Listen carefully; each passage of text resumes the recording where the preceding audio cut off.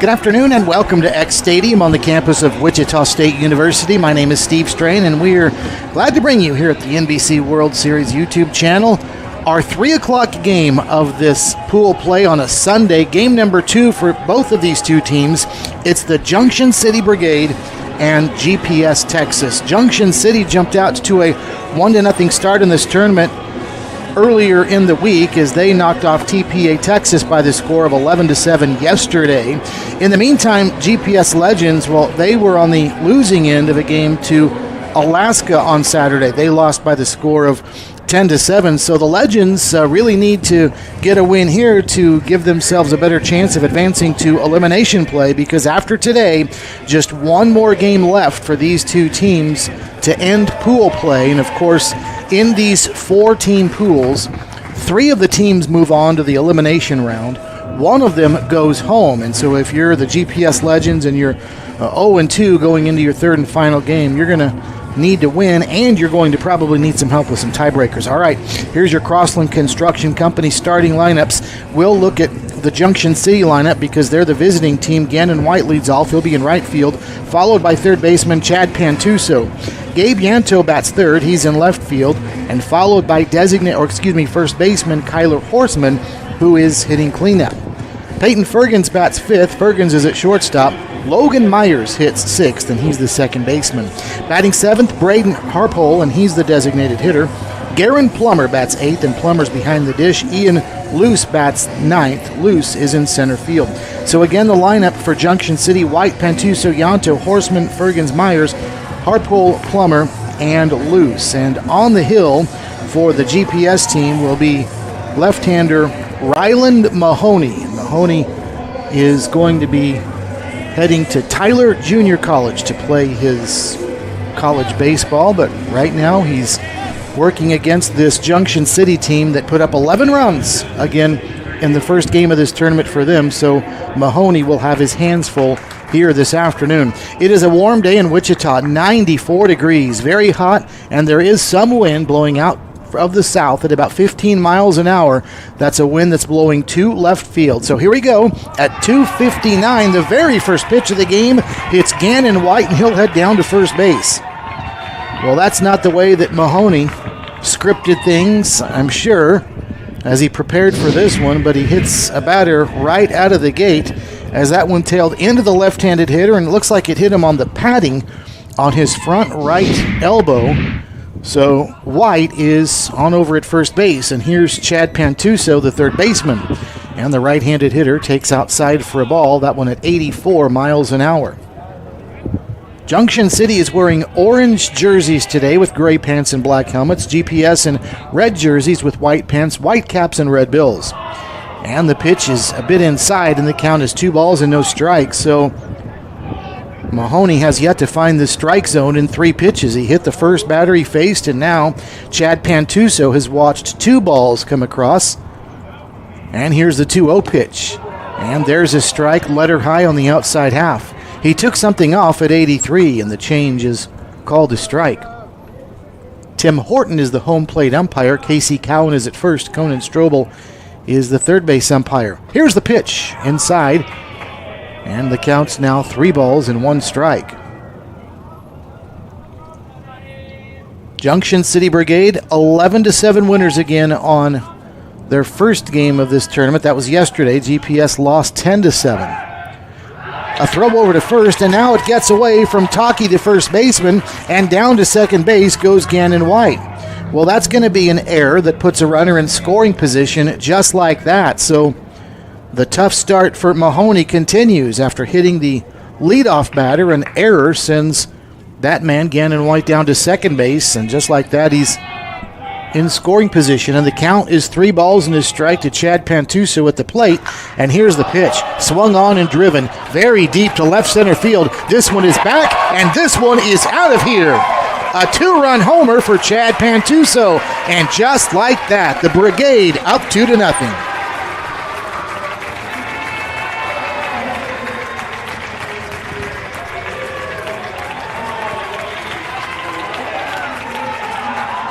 Just off to the left of the 375 sign in left center field He got every bit of that one, and there wasn't much doubt from the time it left his bat that that one was going to leave the yard. So a hit batter and a home run to start this one off. Home Runs for Kansas Teachers is sponsoring home runs, and that is the 9th home run of this tournament. That means they've donated $900 now as a part of Kansas Strong, Kansas Oil and Gas Natural Producers. So here's Gabe Yanto now, and he fouls the first pitch off, or excuse me, the second, and it's 1-1. The crowd, though, still buzzing over that home run by Chad Pantuso. I mentioned the wind at about 15 miles an hour. That one didn't need any help. It was going to sail out of here regardless. A ball and a strike to the left-handed hitting Yanto, and this one is inside, and that hits him. And so Mahoney has hit 2 of the first 3 batters he's faced, and the one in between, Chad Pantuso, hit a home run. So Yanto is on at first base. And this one also hit the left-handed hitter in the front right shoulder. So White took one down in the elbow. Yanto takes one in the shoulder. Both of them left-handed hitters. Of course, White's already in the dugout. He came around to score on the Pantuso home run. So now a runner at first again. And here's Kyler Horseman, the first baseman. And Horseman is up from the right side of the plate. Big cleanup hitter. Takes high and away for a ball. 1 ball and no strikes.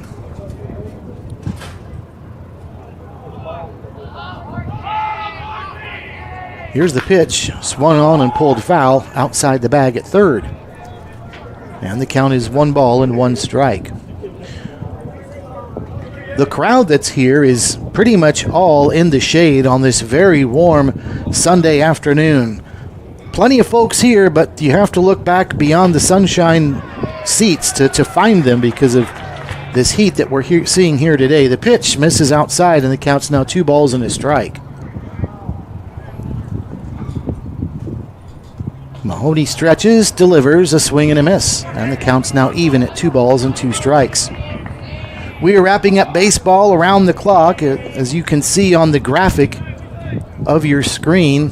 As play started yesterday at noon, and there have been games pretty much all the way through the middle of the night on into today. There goes the runner. He's going to steal second base.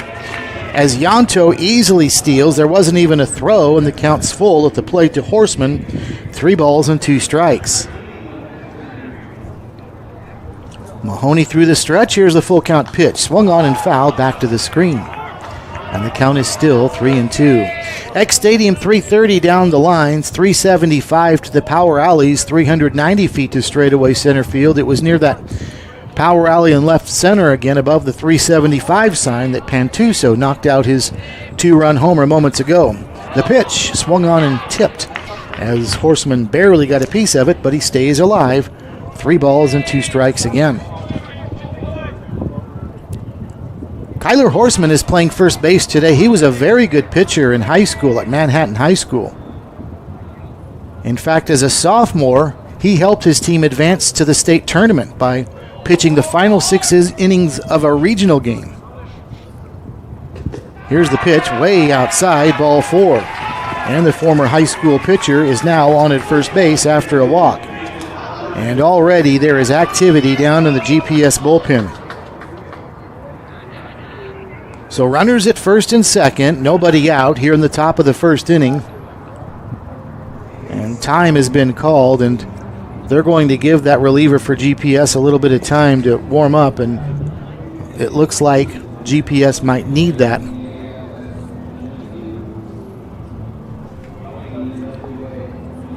Zane DeBerry is the relief pitcher warming up for GPS.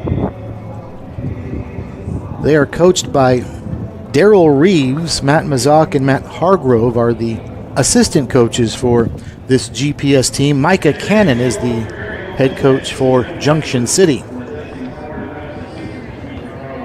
GPS appeared in this tournament last year, and they made it out of pool play. They lost in the first round of elimination play. This is their 3rd appearance in the tournament. And last year was the first of their 2 trips where they advanced out of pool play. Here's Peyton Fergens, and he takes the first pitch for a ball. 1 ball and no strike. Now a throw over to first base.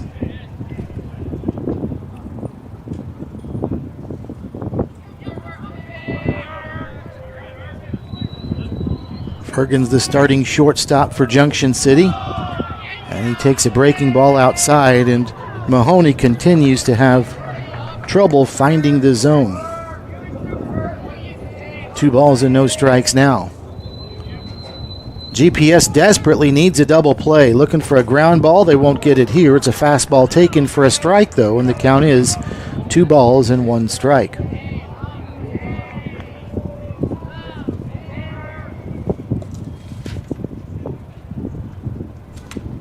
Mahoney stretches, checks the runners at first and second. There they go. They're going to try a double steal. The pitch is a strike. The throw down to second base gets away. On into center field. That's going to score another run. Here comes Yanto to score on an error, and down to third goes Horseman. And things just going from bad to worse for this GPS team. It's 3-0. Junction City with the lead.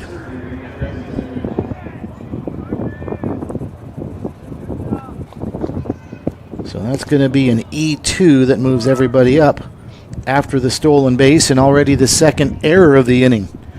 Now the 2-2 pitch is a little soft flare, and the shortstop Standowski can't come up with it. He tries to short hop it diving, and it deflects off his glove out into shallow left field.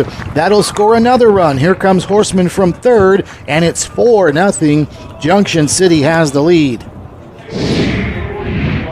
And that should be a base hit for Fergens, as Sandusky made a nice effort on this artificial surface field but could not come up with it cleanly, and that is going to be the end of the day for Rylan Mahoney.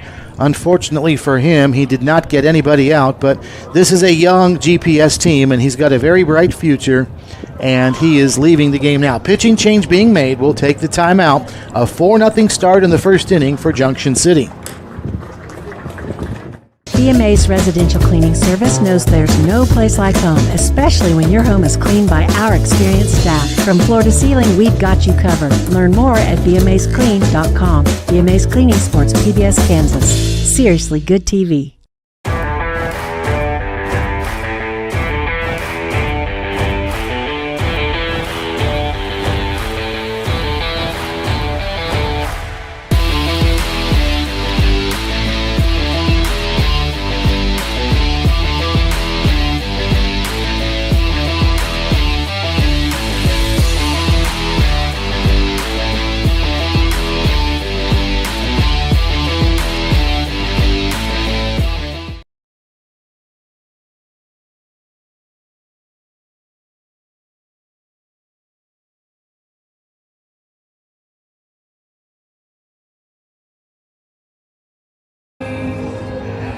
Well, Zane DeBerry probably didn't plan on coming into pitch in relief in the very first inning, and if you told him that he was going to, that probably meant trouble for his GPS team, but that's exactly what has happened here. Is DeBerry is not only in the game in the first inning, but there's still nobody out. Junction City has jumped out to a 4-0 lead. There have already been a couple of errors committed by GPS. 2 batters have been hit. 1 batter for Junction City has a home run, and then there was a walk on top of that. So DeBerry enters the game, only 5 batters through. There's a runner at first base and nobody out, and Junction City still has the heart of their lineup up. The number 6 hitter in the order, Logan Myers, will be stepping up next to face Zane DeBerry, who will be attending Central Christian College of Kansas. He is from New Boston, Texas. So he's a Texas kid, but going to college right here in the state of Kansas.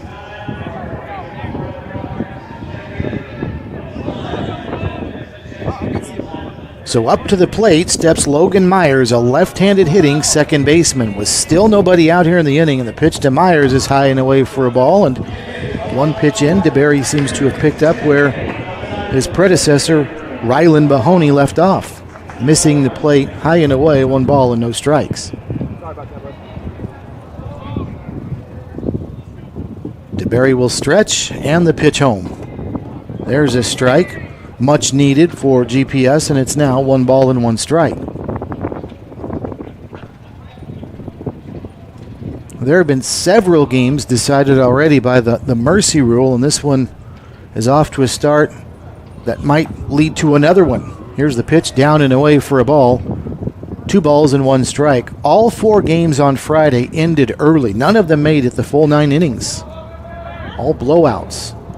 The game prior to this one, Hutchinson over Dodge City, was a blowout, 10-0, that ended in the 7th inning. Pitch down and away. It's still early, but certainly this one is shaping up like it's got great possibilities for that as well.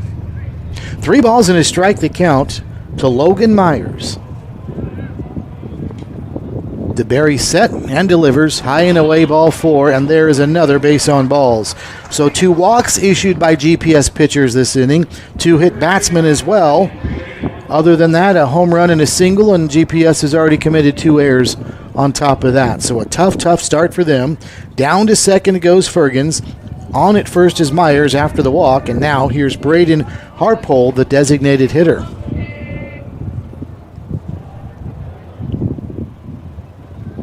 Once again, the infield for GPS will look for the double play. So nobody holding either runner on. They're playing back at double play depth. And boy, do they need that. The first pitch misses for a ball. And these balls that these 2 pitchers are missing for GPS, really not even close either. A ball and no strikes. And the pitch. He took something off, but that one missed inside, and the count's now 2-0.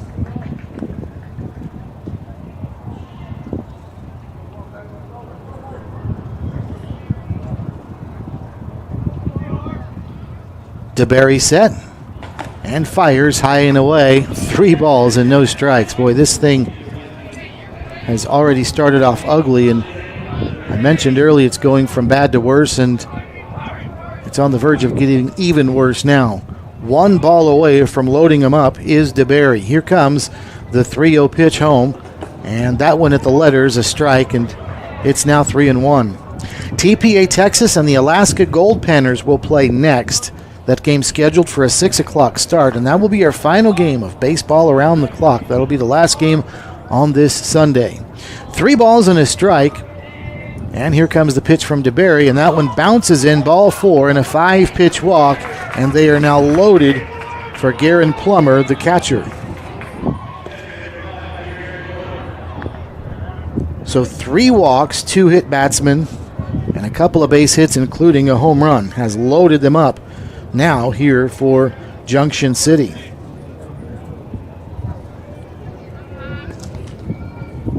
So Garen Plummer, a right-handed hitter, ready, and DeBerry delivers up high for a ball, 1 ball and no strikes.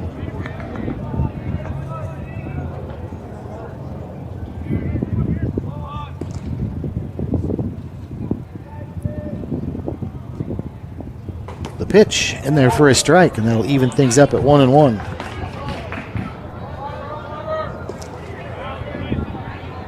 Plummer did not play in the game for Junction City on yesterday. Gets the start today behind the dish. Here's the pitch, high and tight for a ball, and it's 2-1. And there is another pitcher warming up for GPS down in the bullpen. This time a lefty is warming up. 2 balls and a strike, and here comes the pitch to Plummer. Swing and a miss. That was a good one. Landed by DeBerry, and that'll even things up now at 2 apiece. 4-0 start for Junction City. Still nobody out in the inning. Garen Plummer is the 8th man to bat in the inning, and the bases are loaded. 2 balls and 2 strikes, and here comes the pitch. Swung on and missed, strike 3, and a nice job by DeBerry to bounce back and get the strikeout, and there's out number 1 as he tossed it right across, and Plummer had to really turn the hips. That one caught the inner part of the plate, and Plummer offered at it, but didn't get turned around quickly enough. 1 away. So here's center fielder Ian Luce. And the first pitch to Luce. Line down the right field line, hooking. That's a fair ball. This is going to be trouble. It's going to be extra bases. Here comes Fergens to score. Myers will score. Harpool rounding third. He will score as well on a bases clearing double for the number 9 hitter in the order, Ian loose, and it is 7-0. Junction City has the lead. Well, on contact, you knew that was trouble because he pulled it right down the line, and on this artificial surface field, you knew that was going to scoot all the way to the fence and get there in a hurry, and it did. And it clears the bases. A 7-0 start for Junction City, and back to the top of the order now with Gannon White. And he takes way high and away for a ball, 1 ball and no strikes. White got it all started by getting hit by a pitch to start the game, and it was on the very first pitch of the game. 1 ball and no strikes with a runner at second base. And here comes the pitch. Line back up the middle. That's through. That'll be a base hit. Luce is rounding third. They're going to wave him home. The throw will be cut off. An RBI single for Gannon White, and it's 8-0. Junction City has the lead.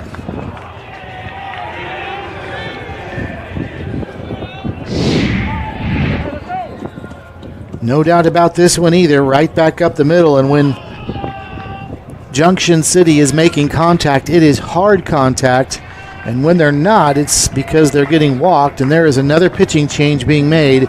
We will take another timeout. Still in the top of the first inning, 8 have scored for Junction City. They lead 8-0. When you look for a place to learn, train, and grow, you need something that fits with your life. At Butler Community College, we want you to reach your goals in the most affordable way possible. That's why we keep our tuition rates low, so you don't have to stress about your future. It's why we offer hundreds of scholarship opportunities for pursuing your passion. And it's why we work hard to provide a professional higher education at a lower price tag. Butler Community College. Real college, really affordable.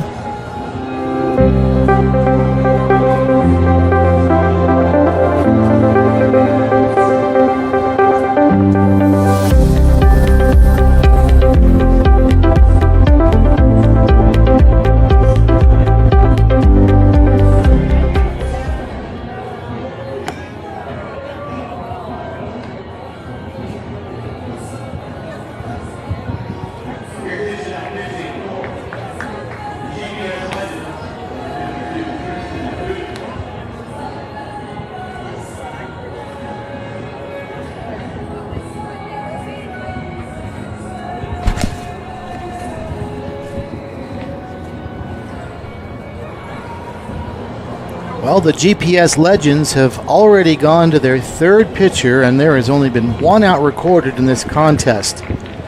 The first 2 did not fare well. Rylan Mahoney got things started for GPS.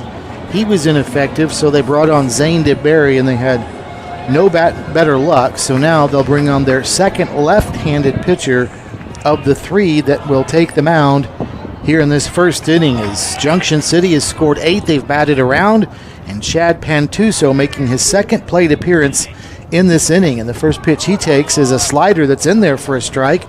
0-1. Good looking pitch by Tristan Duke out of Flower Mound, Texas, and he'll be attending Bradley University. Here's the pitch.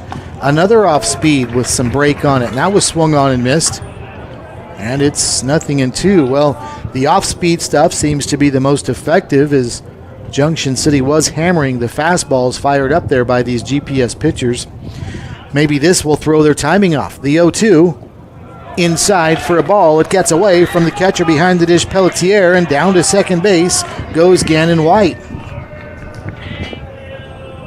That one skipped in, so most likely a wild pitch, but it puts a runner now down at second base and another one in scoring position.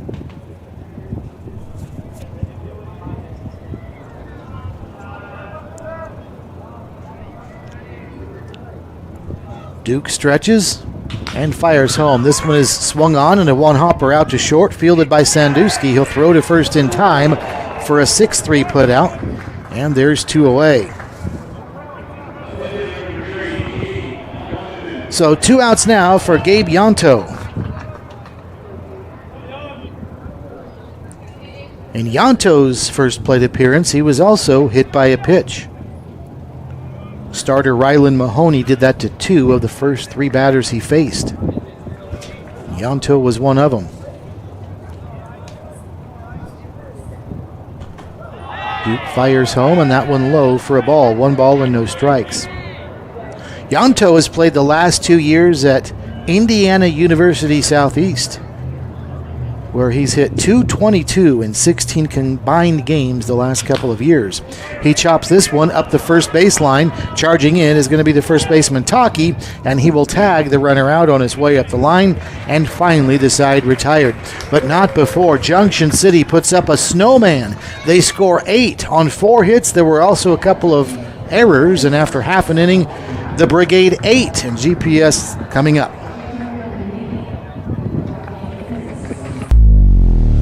Have you ever needed to stop or change the way you do something you love because of aches, pains, or injury? The physical therapists at Select Physical Therapy are here to get you back to work, life, and your favorite activities. Most importantly, your goals are their goals. Their movement experts will listen and develop an individualized treatment plan so you can heal. Begin care faster by requesting an appointment today at selectphysicaltherapy.com. Experience the power of physical therapy at Select Physical Therapy. The Taco Bell Cravings Value Menu.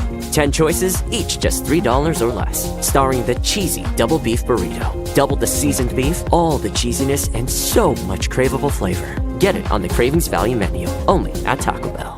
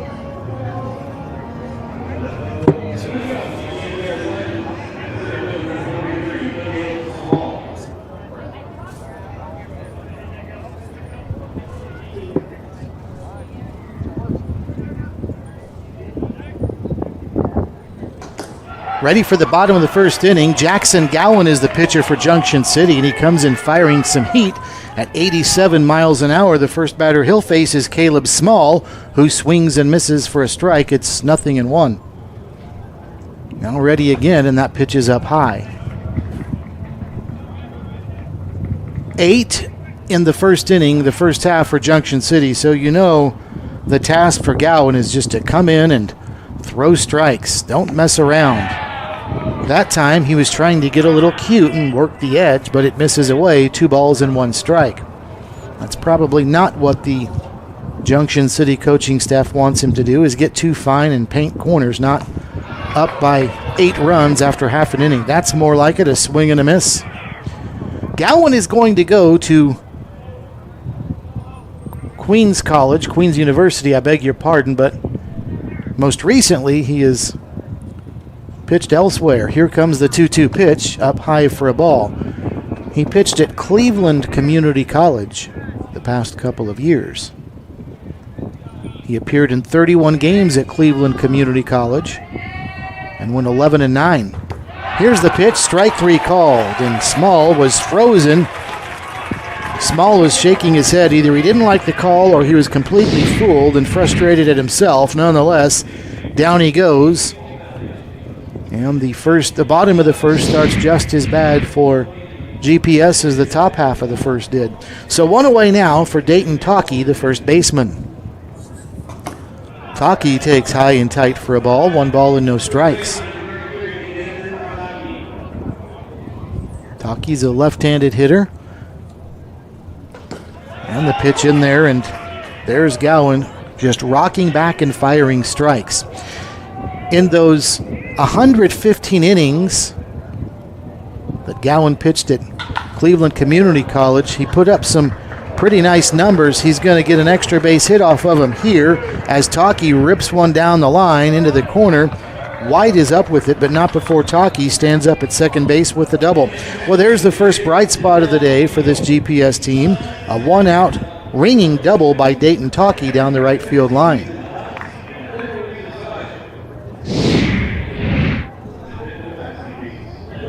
Well, he really timed that one well to get it right down the line. Landed about a foot or so in fair territory, then crossed the line underneath the foul pole, but clearly a double and something GPS badly needed. Now here's Hudson Hartgrove, and he swings and misses at the first pitch from Gowan. It's 0-1.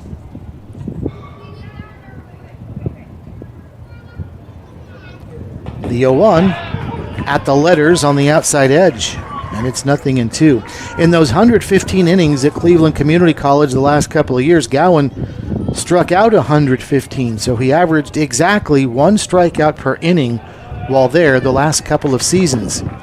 But again, he'll be moving on to Queens College next.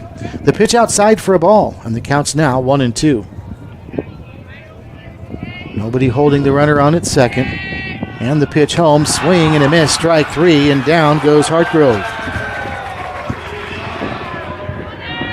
So as you would expect from somebody that throws this kind of heat, Gowan's gotten a couple of strikeouts, but he was also hit hard in between. So that's 2 strikeouts, but standing down at second base is Dayton Talkie with that double moments ago. So here's Chase Fricke, the designated hitter. And Fricke swings and fouls the first one off out of play. And the count is 0-1 to him.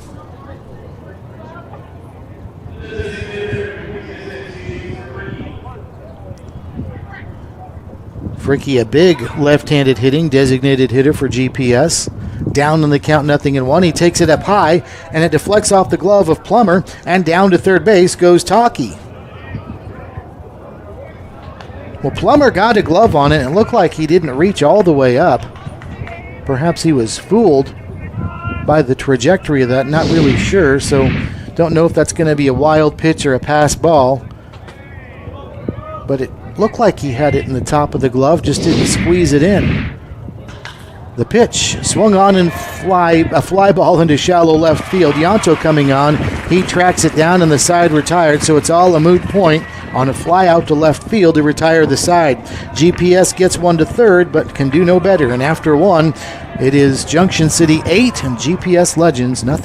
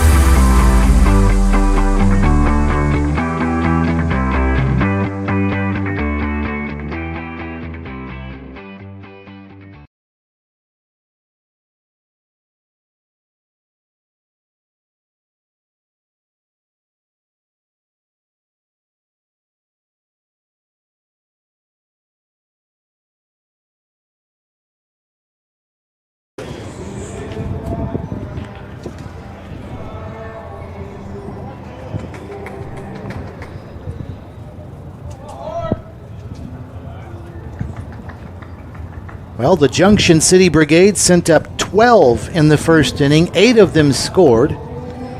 So cleanup hitter Kyler Horseman for Junction City will step up to the plate for the second time already in just the second inning. He was walked back in the first inning and later came around to score. The first pitch to him, he was fooled on that slider, checked his swing, but it was in the zone anyway. So the count is 0-1 to him. Tristan Duke starts the second inning for GPS. He was the second reliever used in that first inning, and he delivers outside for a ball. 1 ball and 1 strike. Here's the 1-1. Another slow slider, and it's swung on and fouled over toward the on-deck circle on the first base side. Pelletier moves over, the catcher. He's off with the mask and makes the catch for the first out of the inning. So a much better start to the top of the second inning for GPS as they get the cleanup hitter to fly out to the catcher in foul ground. One away now for Peyton Fergens, the shortstop. Fergens had one of the 4 base hits for Junction City in the top of the first inning. And he takes outside for a ball. That one sliding down and away, bounced in. 1 ball and no strikes. The 1-0. That one a fastball that missed away, 2-0.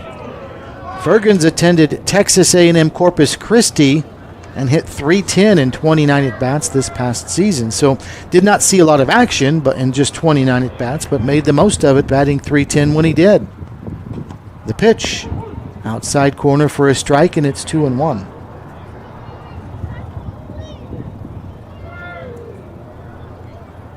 Tristan Duke, a relief pitcher that works from the windup when nobody's on base. He just misses here on the outside part of the plate he was working, but missed it away, 3-1. A lot of relievers will come in and work from the stretch even with nobody on, but not Duke. He is going from the windup, and he delivers a strike. And the count is now full at 3-2. That one at 83 miles an hour. A lot of movement on the pitches for Duke. His fastball is not the fastest you'll see in this tournament, but he's got plenty of movement. This one moves too much. Down and away on a slider, and there's ball 4. So a 1-out walk puts Fergens on at first base.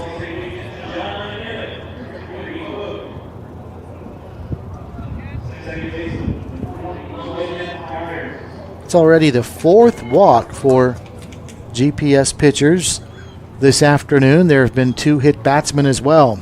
Logan Myers was one of the first inning walk recipients back in the first inning. He's up there now, and he takes for a ball, 1 ball and no strikes.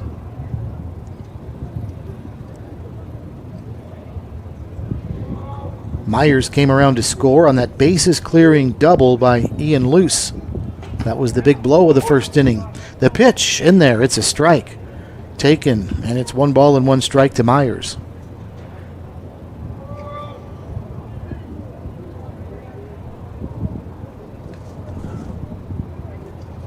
Here's the pitch, breaking ball outside. 2 balls and 1 strike. Boy, has Myers made the most of his trip to Emporia State, the MIAA Co-Freshman of the Year in 2024. Then he hit .305, in 2025 he hit .326. So his freshman year, he hit .305 with 7 homers and 29 runs batted in, and he earned MIAA Co-Freshman of the Year honors, and he was even better than that this past season. He takes inside for a ball. In 2025, his numbers, .326, 7 homers again, and 41 runs batted in.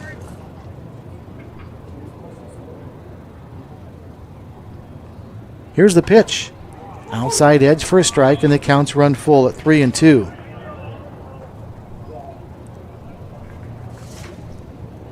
Hitting out of the 6th spot today is Myers.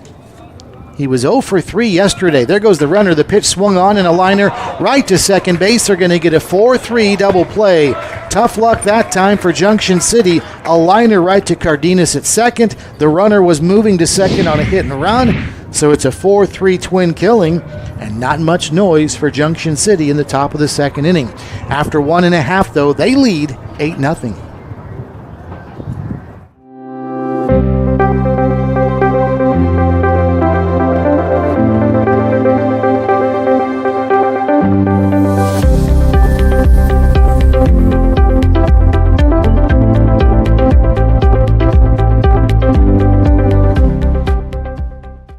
It's the summer sales event with the Ford crew. It's the summer sales event. Great time to buy.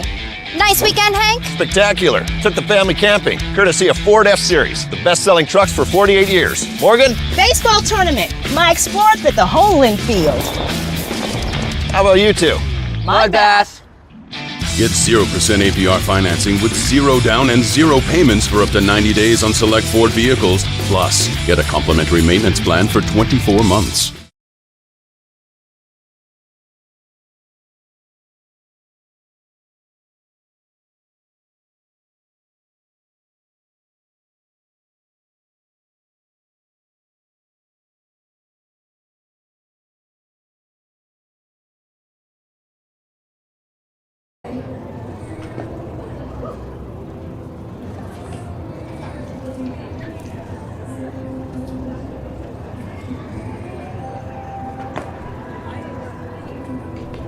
A warm and breezy day in Wichita.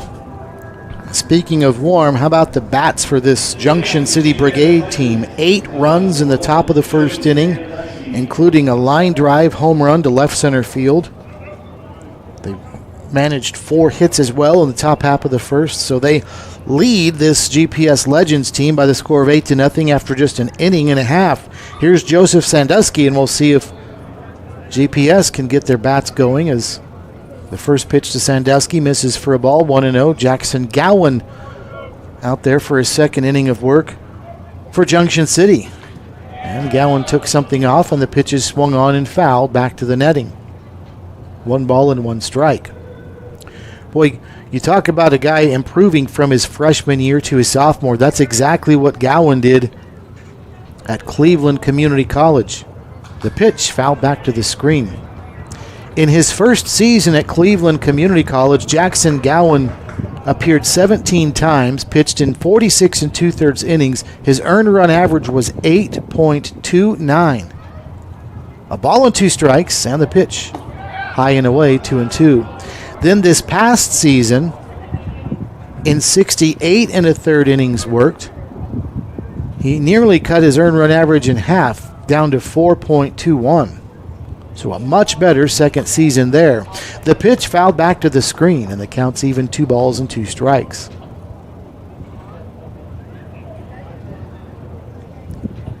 In that first season, he struck out 47 in 46 innings, and then last year 68 strikeouts in 68 1/3. So again, his strikeouts to innings pitch almost mirror each other, and he gets a strikeout here. Strike 3 called. Sandusky is looking, frozen at the plate, and there's the first out of the inning. So 3 strikeouts now for Gowan. That's the first one that's caught looking, and Sandusky did not like that call. I think he thought that was either low or away, or perhaps both. Outside corner at the knees, though, 1 away. So here's Colby Fowler now, the left fielder, and the pitch to him misses for a ball, 1 ball and no strikes.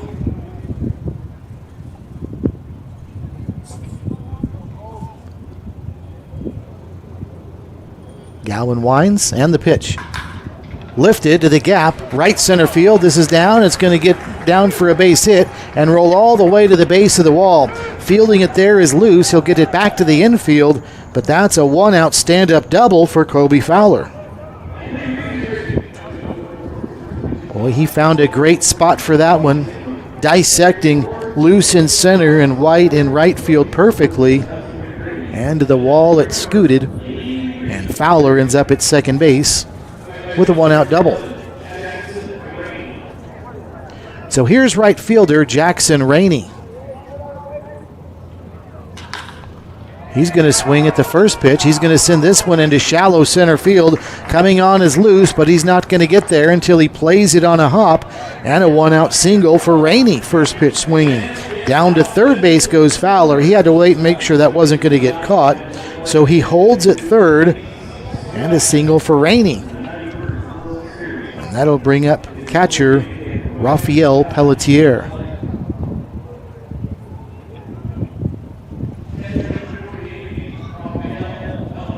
Pelletier was 1 for 3 yesterday in the GPS loss to the Alaska Gold Panners. Here's the pitch. He first pitch swings and sends this one high in the air to center field, and very well struck. Loose is going back, and this one bangs off the wall about halfway up. It's going to score 1 run. Down to third goes Rainey on a long double to center field for Rafael Pelletier. So Pelletier gets an RBI as Fowler scores easily from third. Rainey at first again had to hold up because that one was hit so high. He had to make sure it wasn't going to get caught. So Rainey makes his way to third. And down at second with the RBI double is Rafael Pelletier. And now GPS Legends starting to make a little noise. Here's Randy Cardenas, the second baseman. First pitch to Cardenas. up high for a ball. And one thing that we've noted is in this inning, GPS is not wasting any time, jumping on the first pitch if they like it. 1 ball and no strikes, the pitch. Another one that is just above the letters, 2-1. This is Cardenas' second at bat in this tournament. He was a pinch hitter yesterday and went hitless 0 for 1. Another one that misses, and all of a sudden, a little bit of trouble finding the zone for Jackson Gowan. So the count's now 3-0, and this is to the number 9 hitter in the order. Here comes the 3-0 pitch, and that one right down the middle. Cardenas taking all the way, and it's 3-1. The infield for Junction City, up by 7 runs, is not even going to consider playing in. 3-1. Here's the pitch. Inside, ball 4. So a walk to the number 9 hitter in the order, and all of a sudden, GPS has the bases loaded, and they're going back to the top of the order. So that will strike a conversation out on the mound between one of the coaches for Junction City and their infielders. Coming up after this game, our 6 o'clock game, TPA Texas and the Alaska Gold Panners. Alaska looking to go to 2-0 in pool play. TPA Texas lost yesterday to this Junction City team, so they are 0-1. And these 2 teams and those 4 teams are what makes up Pool D. 3 of the 4 teams will move on to elimination play. Right now, it's advantage Junction City to certainly do that. Not just that, they've got a very real opportunity to win this pool. A 4-run win yesterday, and they're up by 7 right now. So they've got themselves in a position where they would also, if 2 teams are tied with identical records, they would have the advantage on tiebreakers the way things are going now anyway. Here's Caleb Small. He'll first pitch swing, send one into right center field. Drifting over is White, the right fielder, and he reaches up and drops it. And everybody had to hold up, so they'll only move up 90 feet. But White had that in the glove, and it deflected off of it, and down to the turf it went.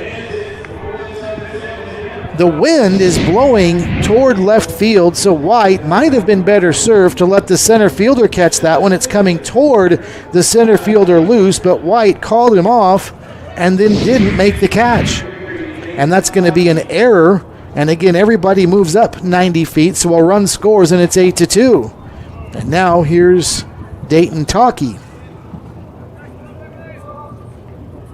So down to second goes Cardenas. Peltier's at third, and staying at first base is Small. But scoring on the play was Jackson Rainey. The pitch misses again, and the count's now 2 balls and no strikes. So all of a sudden, things getting a little more interesting now. Dayton Talkie at the plate, and he takes another one, and it misses outside, and the count's now 3-0. And it looks like somebody might be heading down to the bullpen for Junction City. Gowan was cruising momentarily, but all of a sudden the wheels have started to come off a little bit. The pitch fouled back to the screen, and it's 3-1.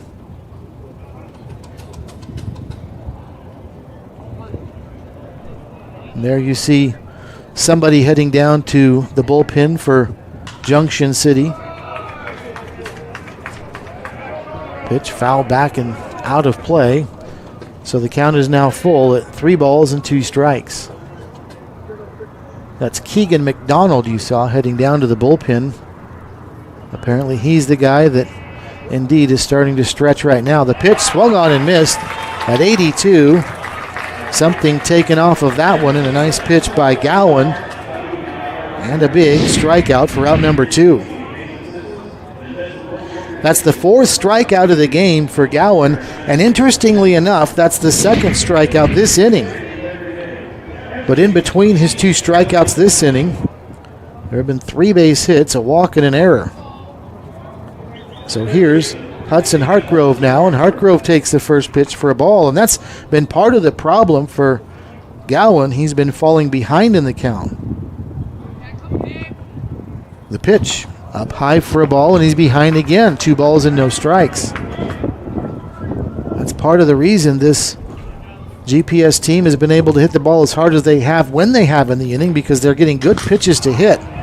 This one is swung on, a drive into shallow left center field. Luce is coming on, and he tracks it down to retire the side. And boy, that was big, because GPS leaves them loaded. They could have made things real interesting had that one dropped. But they managed to score twice, and after 2, Junction City 8 and GPS 2.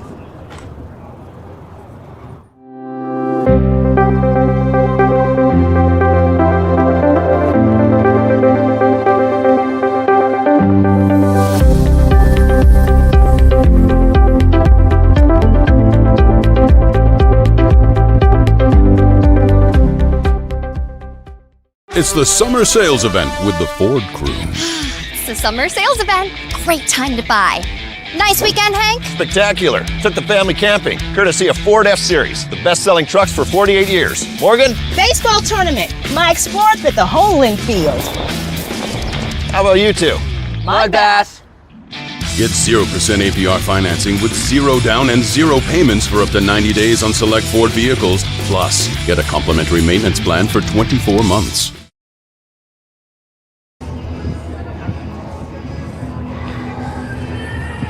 Jackson Gowan has 4 strikeouts in the game already. We've only played 2 innings, so that part he has to like, but ran into some trouble with his control in the second inning, and that helped GPS pick up a couple of runs to trim their deficit to 6 now at 8-2 as we start inning number 3.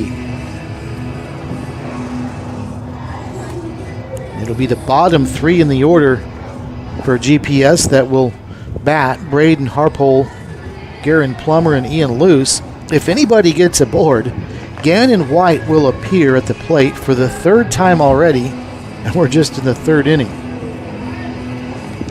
So we'll see. Harpole will lead off, though. He walked back in the 1st inning and later scored in the inning as well.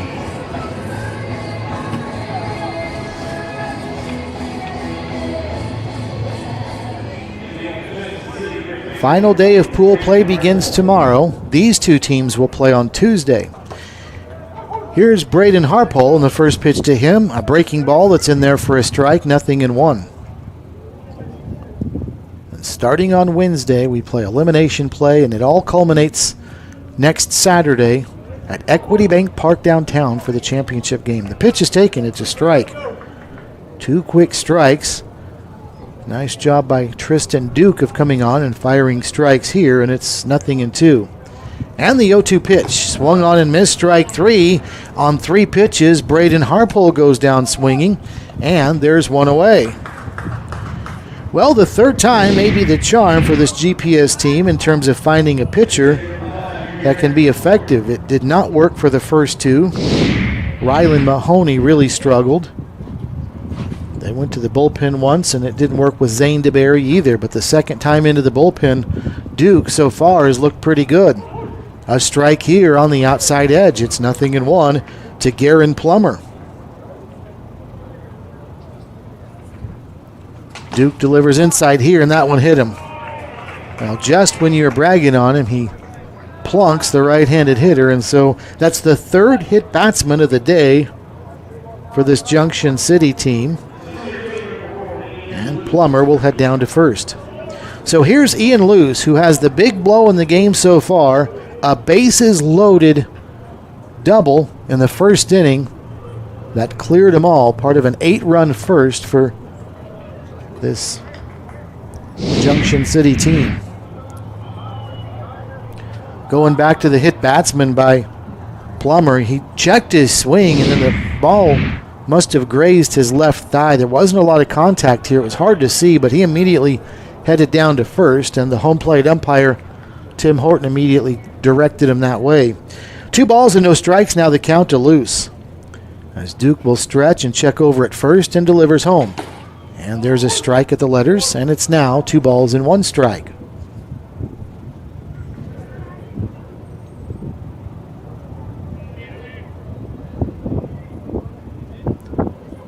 Duke stretches and delivers.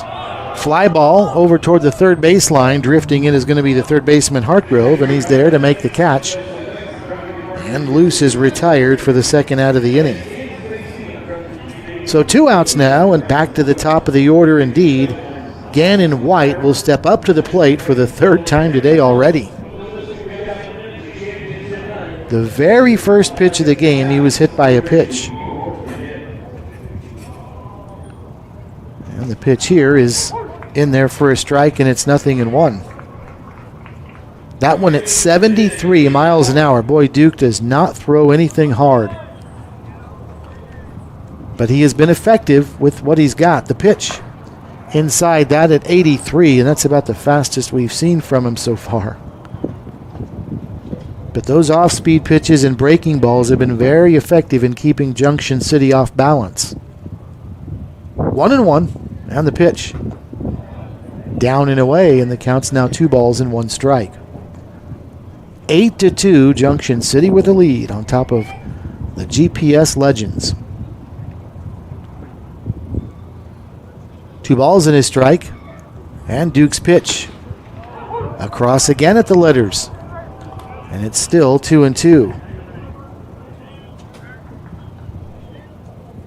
Gannon White also had a single in the second inning, so he's reached base both times, got hit by a pitch, and then that second inning single that also brought home a run. The pitch, strike 3 called, and he knew it right on the edge. And Tristan Duke, the story so far for GPS, he has come on and really calmed things down for his team. And Junction City goes quietly in the top of the third inning. They leave one after a hit batter, but that's all after 2.5, 8-2 Brigade. The Taco Bell Cravings Value Menu. 10 choices, each just $3 or less. Starring the cheesy double beef burrito. Double the seasoned beef, all the cheesiness, and so much craveable flavor. Get it on the Cravings Value Menu, only at Taco Bell.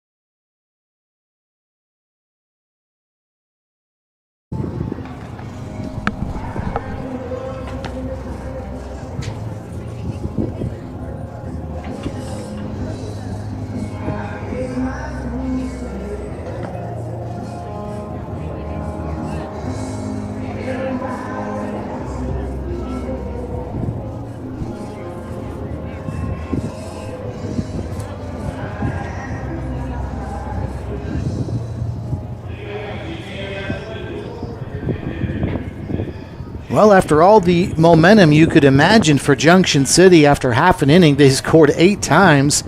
The tides have turned a little bit now. Junction City's been held scoreless the last couple of innings, and the GPS Legends, a 2 spot in the bottom of the second. Now they try to trim away at the deficit a little bit more. So as we start the bottom of inning number 3, it'll be Chase Fricky, the designated hitter, that leads off, and he takes a strike, 0-1. Fricky was the only GPS player not to bat in the bottom of the second inning. They sent 8 to the plate and scored twice, and the pitch is swung on and fouled, backing out of play. And Fricky is quickly behind in the count, 0-2. Somebody might want to work with GPS on the numbers on the back of the jersey. From up here, they look like they're about 6 inches tall. Even from their center field camera there, it's really difficult to make out. They also are very close together and sort of blend together from up here in the press box. There's a swing and a miss, strike 3, and down goes Fricky. And that's the first out of the inning, and yet another strikeout for Jackson Gowan.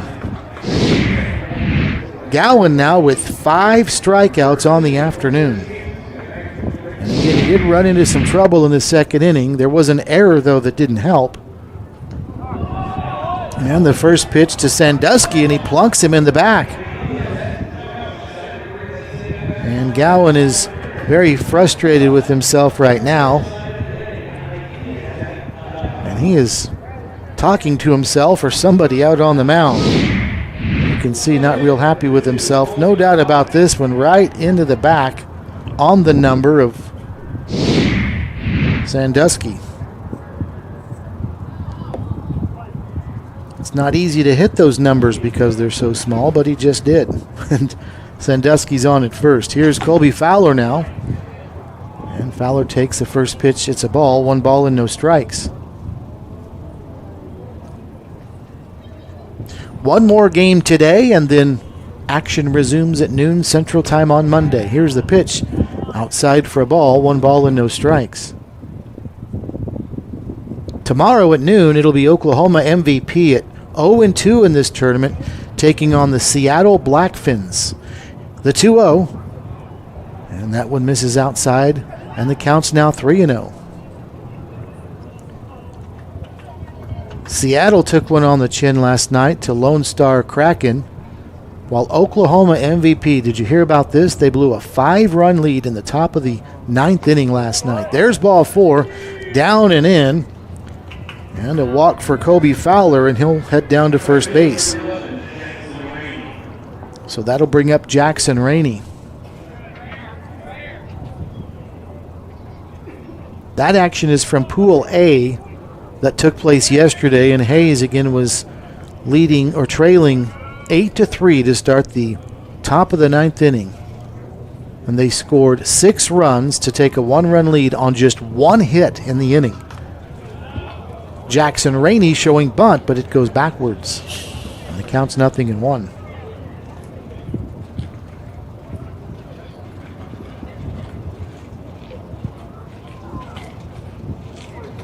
Just 5 hits in the game overall for Hayes last night.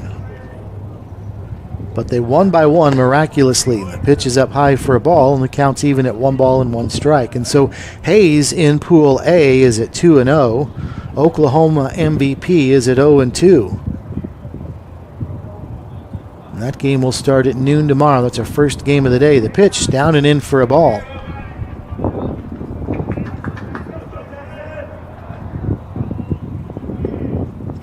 The San Diego Stars and Dodge City A's, the next game tomorrow. Those two teams will play at 3. Here's the pitch. He was working the inside edge and just missed, and it's 3-1.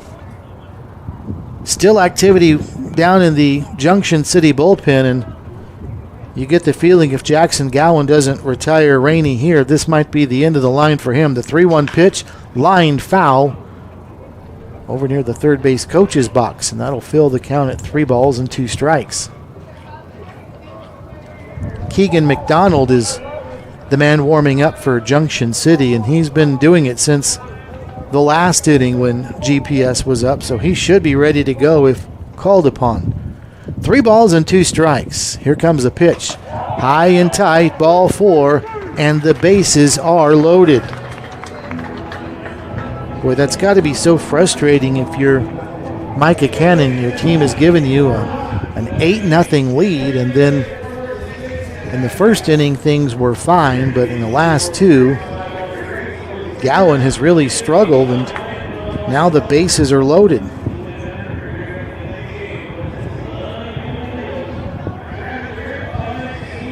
So a hit batter and 2 walks in the inning.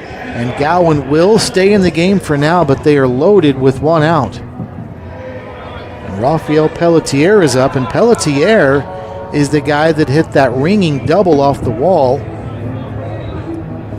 in center field his last time up. Drove home a run. So he's swinging a hot bat, and he takes the first pitch up high for a ball. 1 ball and no strikes. Gowan now just cannot find it. He's working from the windup with the bases loaded. Here comes the pitch. Peltier, a big swing at this one and a foul ball over toward the left field side. And now it's three players drifting over and nobody can find it. And it lands harmlessly in foul ground. Gannon White was the right fielder charging on, but you could see him shading his eyes. Then he put his hands in the air as if to say, I can't find it. The first baseman, Harpole, had the best chance of it, but the wind carried it back away from the direction he was moving. So nobody catches it. A break there for GPS. And the count's 1 ball and 1 strike. Junction City looking for a double play ground ball, but the pitch is outside for a ball, and it's 2-1.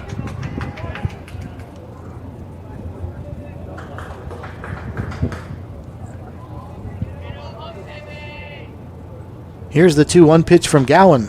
Big swing and a foul. Back out of play over the backstop behind the plate.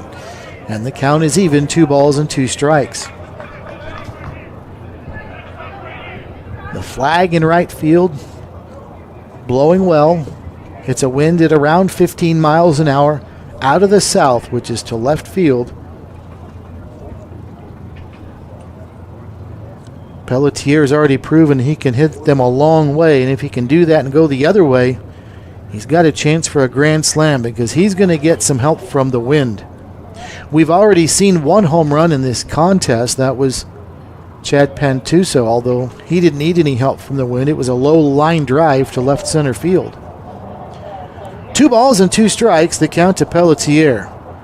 Through the wind, Gowan, and the pitch. Swung on and missed, strike 3, and boy, was that a big one. Did Junction City need that?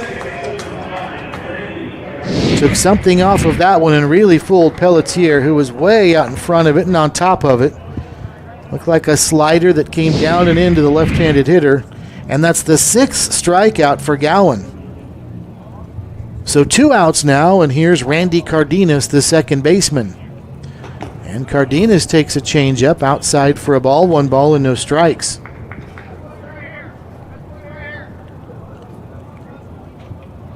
Cardenas walked back in the second inning, so no official at bat yet for him, and now he's going to send a little soft flare out to short, deep in the hole. The throw to first is low. Harpole can't dig it out, and that's going to score a run. And GPS now is down by the score of 8-3.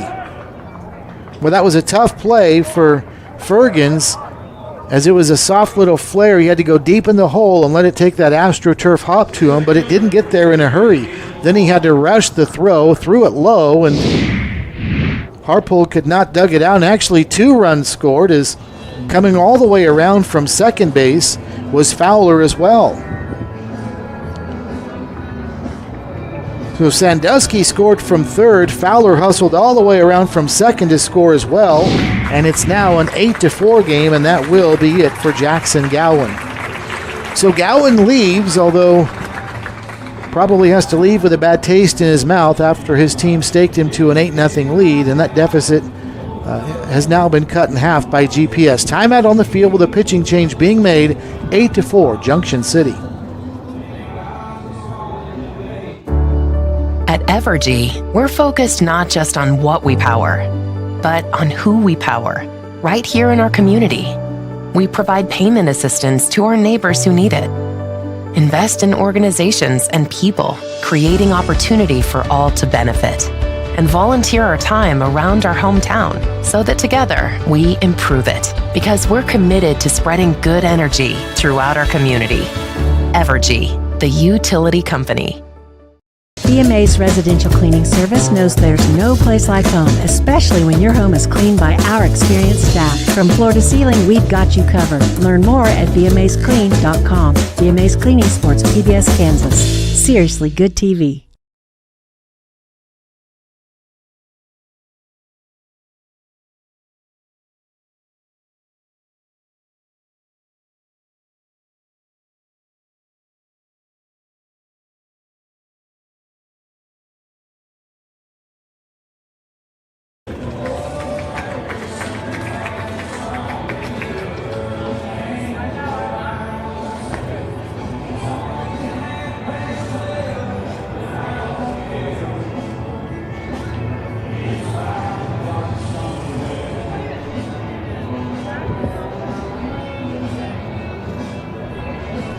Keegan McDonald is the new pitcher now for Junction City here in the bottom of the third inning. He comes on for Jackson Gowan. And with 2 outs, runners at the corners for GPS. And give the Legends credit, after falling behind 8-0 right away, they've scratched back into this when they're down by 4. Here's Caleb Small, the center fielder, and Small first pitch swings and sends one into center field. That's down. That'll be a base hit. And the runner at first, Cardenas, was running on the pitch, so he makes his way all the way down to third base. And it's an 8-5 game. Boy, this GPS team now has come to life. An RBI for Small. Runners at the corners again, and all of a sudden the tying run has come to the plate in Dayton Taki. Boy, who would have thought that after half an inning of this one, the way this game started out?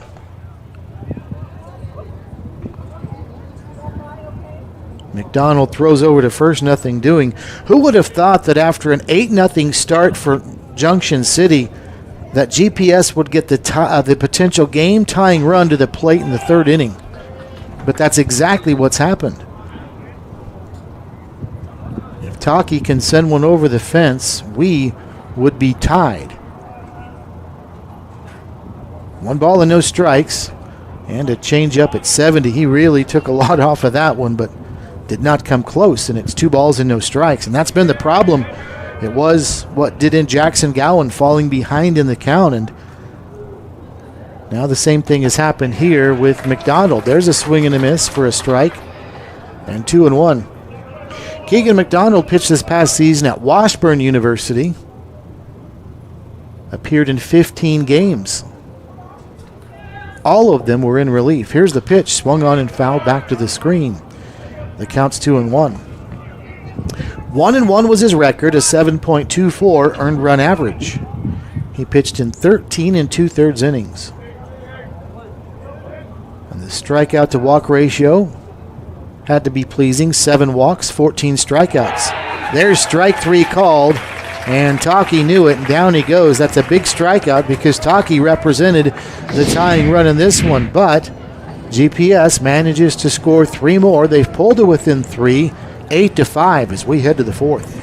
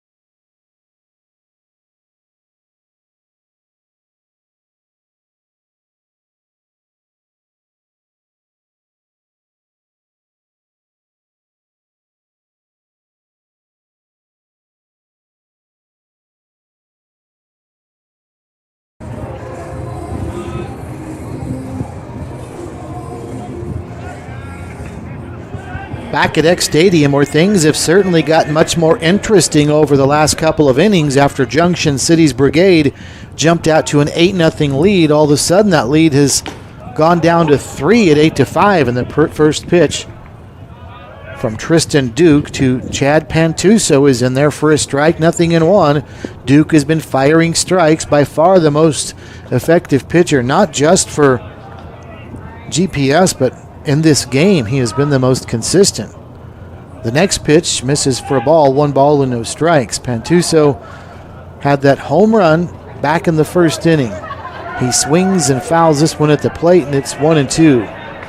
It was a line drive home run over the wall in left center field, just off to the left of the 375 sign in the power alley. And he got all of it. A ball and 2 strikes, and the pitch. Up high, 2-2. And while the wind was blowing out to left, he kept that one so low and hit it so hard it didn't need any wind and probably didn't get any help from it anyway. Boy, a half-hearted swing there. He tried to check it, really fooled on a slider, and down he goes. And Duke gets the strikeout, and there's the first out of the inning.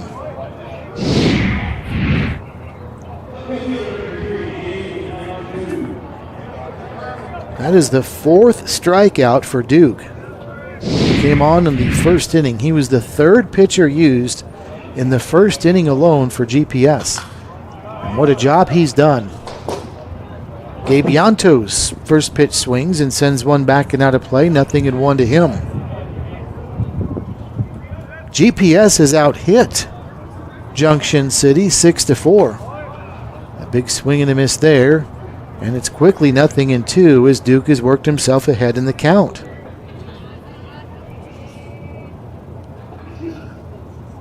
Now balls, 2 strikes, and the pitch.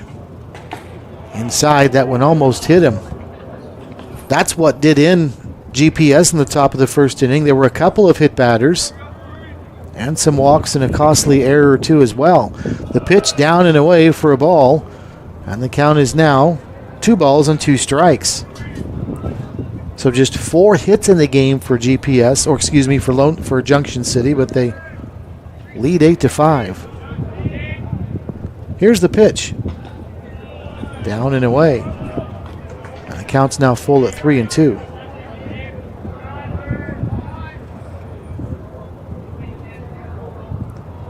Duke ready, delivers. Oh, a slider, and boy, did he have Yantu fooled. A swing and a miss there. Down he goes, 2 away. The 5th strikeout now for Duke.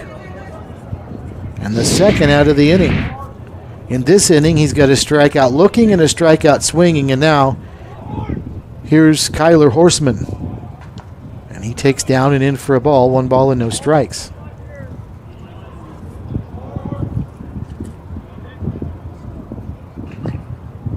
The pitch.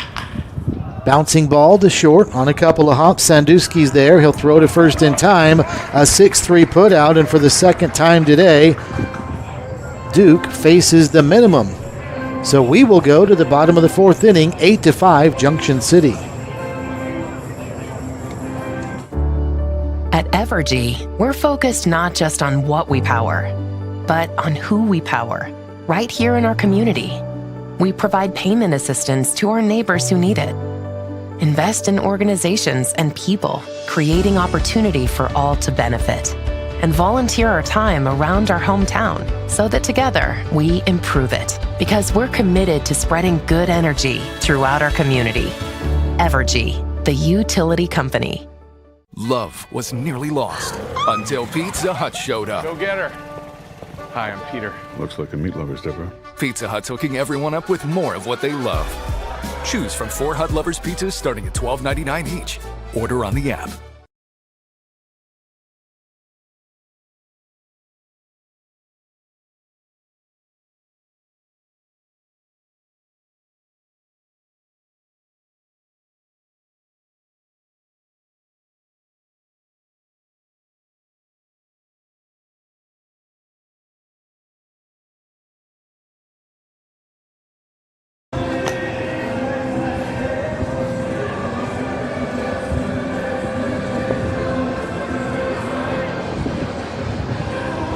Eight to 5 is our score. Junction City with the lead in this 3 o'clock game of the 91st NBC World Series. Yes, it is the 3 o'clock game. We are on time now, which is pretty impressive after baseball round the clock. Things can get really out of whack when you play that many games without a break, but we started at 2:59, in fact, so we were a minute ahead. Keegan McDonald's first pitch to Peyton Fergans misses for, that was Hudson Hartgrove, who's up at the plate for GPS, and he is down in the count 0-2 with a couple of foul balls. Keegan McDonald is out on the hill, though, for Junction City. The 0-2 outside. Hartgrove is the only GPS player that didn't bat in the last inning. They sent around 8. In fact, they've done that 2 innings in a row. They've put 8 at the plate. The pitch outside, and the count's even at 2-2. They scored 2 runs in the second inning by sending up 8.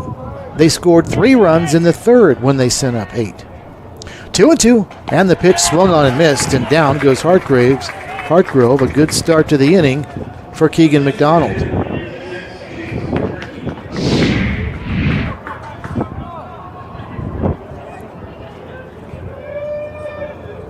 So McDonald, 2 strikeouts and 3 batters faced, and now here's Chase Fricke, the designated hitter. And Fricke takes up high for a ball, 1-0. I mentioned that last season anyway, McDonald pitched collegiately at Washburn University. He came to Washburn from Neosho County Community College, where he played in 2022 and 23. 1 ball and 1 strike, the count to Fricke. He was an all-conference honorable mention as a sophomore at Neosho, and actually was a very good hitter. As the pitch in there, it's a strike, 1-2. He hit .375 with a .507 on-base percentage at Neosho a couple of years ago. Here's the pitch. He tried to check his swing, and he did. Boy, and Junction City does not like that. Fricke looks like he went around. But the umpire at third is Conan Strobel, and he said no. So the count's 2 balls and 2 strikes to Fricke, who is 0 for 2 on the afternoon. The pitch swung on and fouled. Back to the screen. So the count's still 2-2. McDonald stretches, fires inside, and the count's full at 3-2. Keegan McDonald is majoring in kinesiology at Washburn. Here's the 3-2 pitch, a changeup pulled foul into the dugout. That sends the Junction City players scrambling. Everybody's okay. It's still 3-2.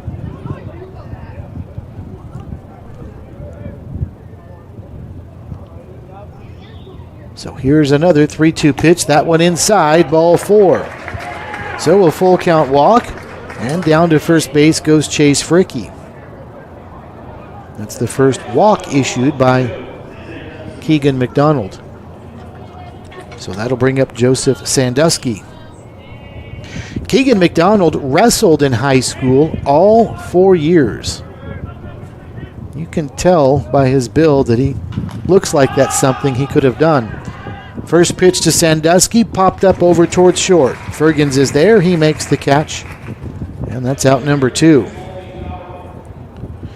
So a harmless fly ball to short, and that'll get Colby Fowler, the left fielder, up.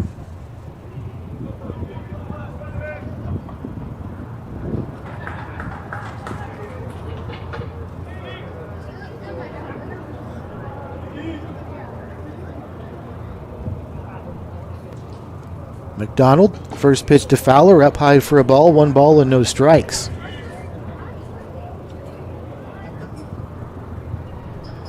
Keegan McDonald was a member of his high school's baseball team all 4 years he was there, and that was in Clay Center. The pitch swung on and missed. Actually fouled, I beg your pardon. The count is a ball and a strike at the plate now to Colby Fowler. Just got a piece of it and knocked him off balance as well.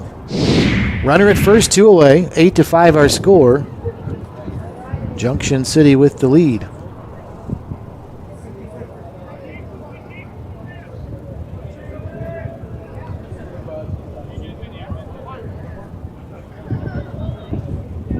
McDonald stretches, looks over his left shoulder at first. The pitch is home, inside corner, it's a strike. And the count's now 1-2. A lot of blue sky above today, which was the same case yesterday here in Wichita. Just a few small clouds appear off into the distance, but it has been delightful weather the last couple of days. The pitch outside, and the count's 2-2, although some might say it's a little warmer than they would prefer, but still We've been able to avoid triple-digit temperatures, which we've been known to see here in the past. Here's the pitch. Pulled foul and out of play. When play started today, at least this game, temperature was in the low 90s at around 91. It's actually warmed up a little bit. It's 94 right now.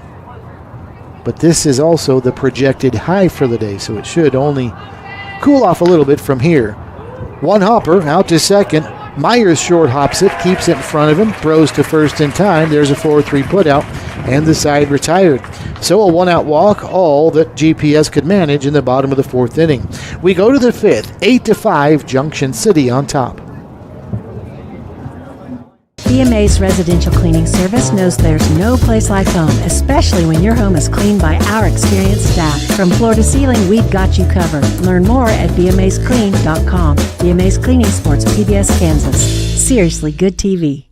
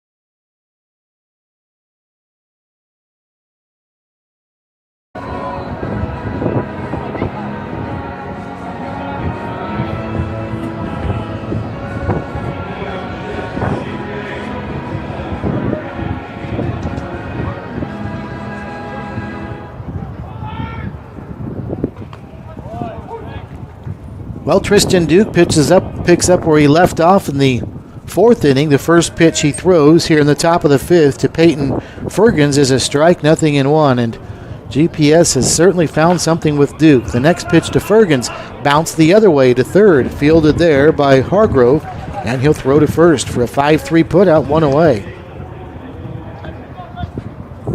I can't say enough about the job that Duke has done.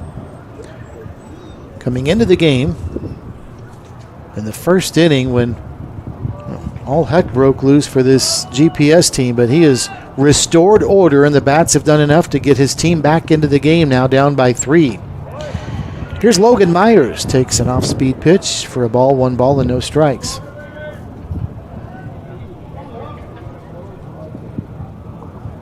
Myers 0 for 1, he is walked and lined out. He takes low for a ball and the count's now 2 balls and no strikes.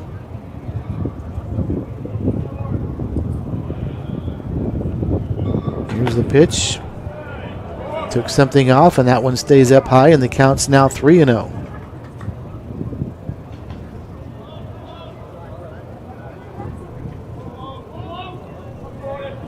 Tristan Duke's nickname is Duke. That's what they call him in school. Here's the pitch. That one comes inside, and it hits Myers, so he'll go down to first base, and we have seen plenty of hit batsmen so far in this contest. That is the fourth already for Junction City hitters. That's the first one for Logan Myers, so he's on at first base with 1 out. And Braden Harpole is up now, who struck out his last time up. And he'll send one on the ground and through into right field. That'll be a base hit. Myers had to stop and let it bounce by him so he didn't run into it. And he's down at second base on a first pitch single to right field for Braden Harpole. So after a few innings where their bats were quiet, We'll see if Junction City starts to warm up again. Garen Plummer is coming up next.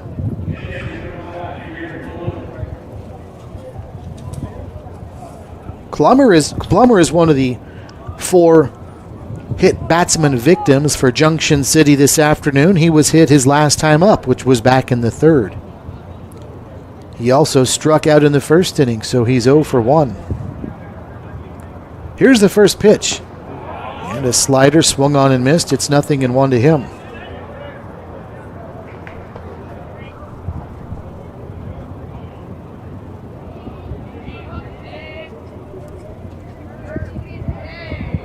Duke has not had to go from the stretch much. He is now. Looks back at second. Fires home. This one is ripped into left field. That's down. That's a base hit.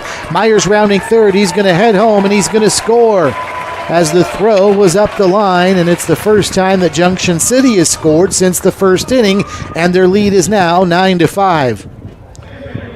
Well, this is the second time through that they've seen Duke, and it appears as if they've made the adjustments and had enough of a look at him now that they're starting to get their timing down. That is back-to-back well-struck balls for Junction City. Stopping at second base was Harpole. It's an RBI single for Plummer, and coming around to score was Logan Myers. So 9-5 is the score, and now the number 9 hitter in the order is up for Junction City, and that's Ian Luce. The first pitch to Luce, a ball, 1 ball and no strikes. Duke to Luce, and that one is dug out by Pelletier behind the plate. 2 balls and no strikes, so Duke is now, uncustomarily in this game at least, falling behind hitters. And there's time called, as it looks like GPS has sent some reinforcements into the bullpen to get Luce, as Duke might be reaching the end of the line right here for him. He is 6 feet 5 inches tall, by the way, 205 pounds.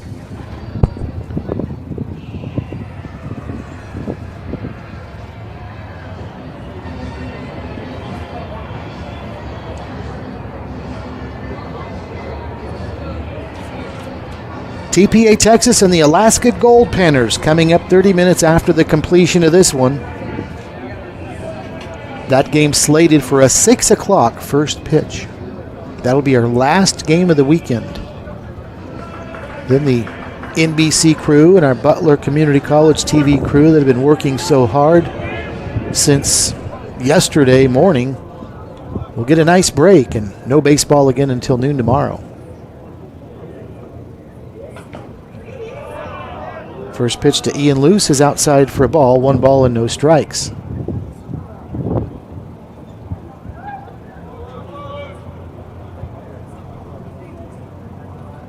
Luce is 1 for 2. He's got that big bases clearing double back in the 1st inning, and he takes a strike here, and the count's now 3 balls and a strike. So now Duke is veering back and throwing a strike at 3-1. Needs another one here, and the pitch. Line drive, snared at second, shortstop by the shortstop Sandusky. He'll underhand toss to second at the bag, and a 6-4 double play ends the threat. So only 1 run scored for Junction City in the inning, and it had the makings of a big one, but that play right there brings it to a close. They just score 1, and we are halfway home in this one. Junction City 9, GPS 5. BMA's residential cleaning service knows there's no place like home, especially when your home is cleaned by our experienced staff. From floor to ceiling, we've got you covered. Learn more at bmasclean.com. BMA's Cleaning Sports, PBS Kansas. Seriously good TV.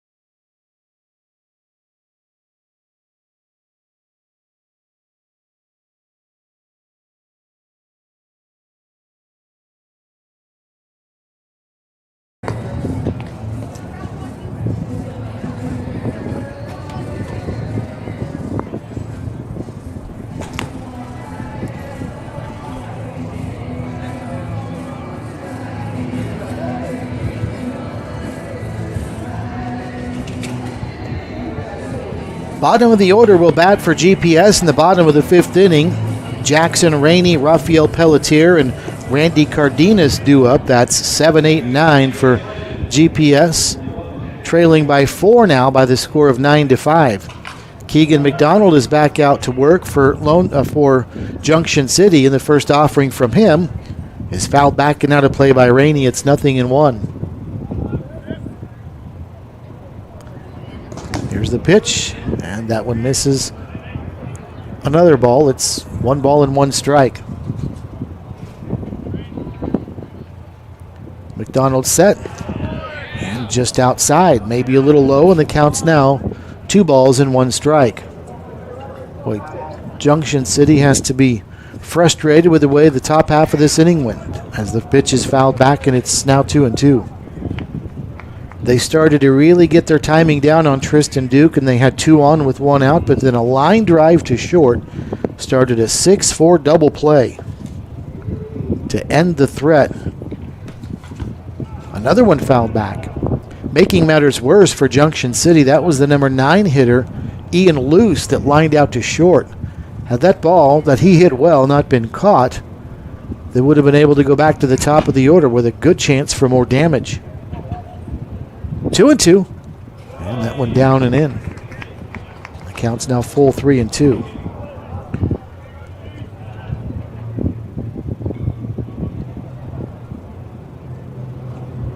Hit column even at 6.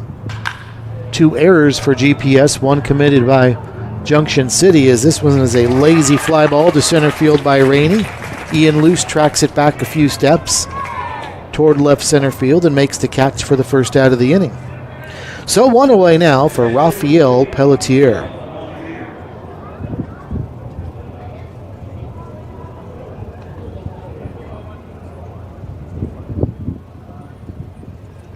Pelletier doubled back in the 2nd inning. He also brought home a run.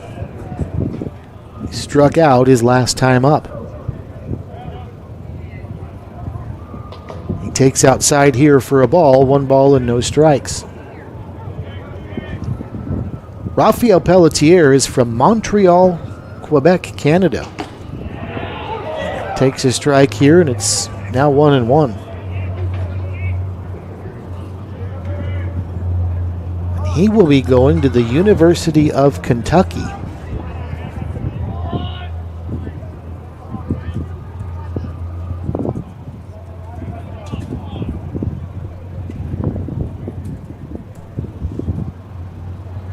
Time was called so he could adjust the batting gloves, and now we're ready to go again.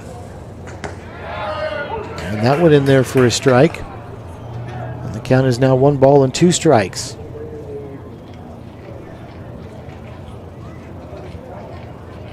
The pitch lifted into right field. Drifting back is going to be White. Still going back, and he's not going to get there. It's going to bounce off the fence, and for the 2nd time today, Rafael Pelletier has a double. The first one was to right center field. This one again toward right center, and Gannon White tracked back, and White went back a little casually, then realized he's going to have to turn on the afterburners and couldn't get there in time. And there you can see he thought it was going to bounce over the fence. That's why he raised his hands. He thought that it was going to be a ground rule double. Nonetheless, Pelletier is at second base. So here's Randy Cardenas now, who's ahead in the count, 1 ball and no strikes. Swing and a miss. And the count's now even at 1-1.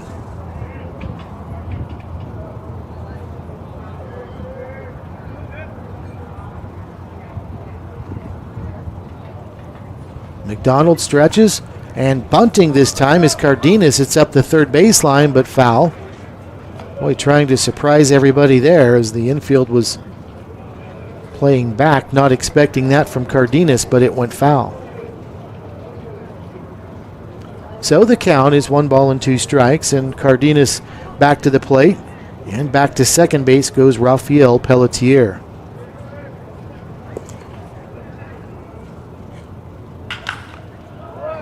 The pitch is a one-hopper to first, backhanded nicely by Harpole. He'll grab it and step on the bag for a 3 unassisted. So 2 away, down to third base on the play goes Pelletier. And back to the top of the order now with Caleb Small.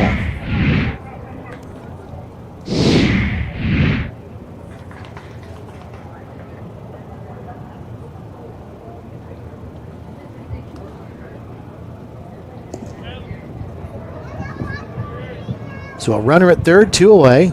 And the pitch to Small is swung on and missed, strike 1.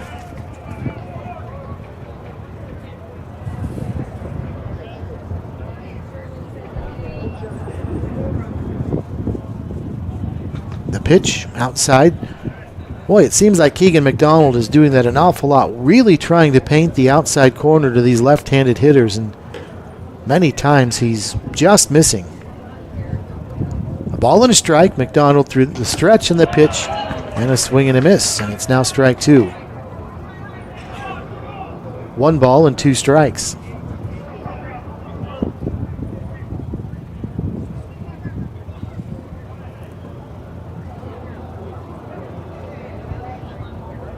McDonald checks the runner at third, nobody holding him on, and the pitch is outside again.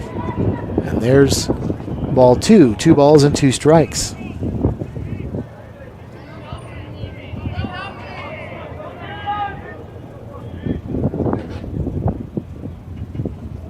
Down low, 3-2.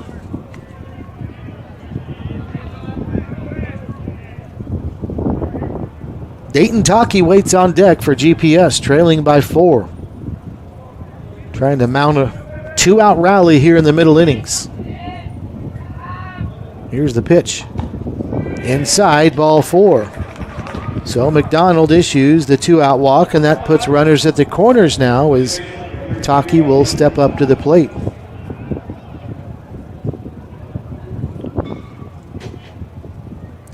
Taki doubled back in the first inning, but then caught swinging in the second and caught looking in the third.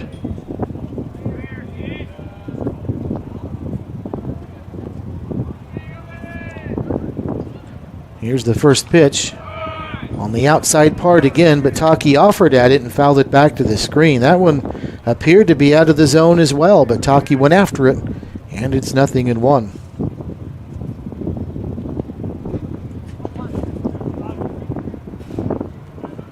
Taki had a nice game yesterday. He was 2 for 4 with a run scored. And GPS is lost to Alaska. There's another strike, and it's 0-2. He's going to have to protect the plate here. Down in the count, 0-2.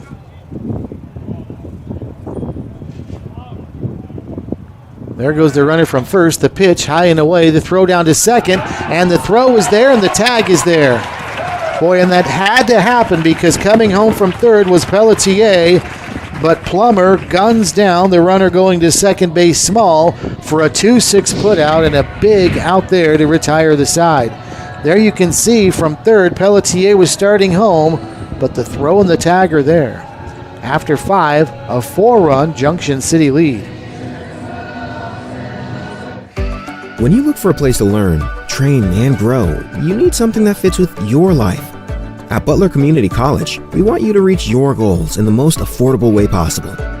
That's why we keep our tuition rates low, so you don't have to stress about your future. It's why we offer hundreds of scholarship opportunities for pursuing your passion.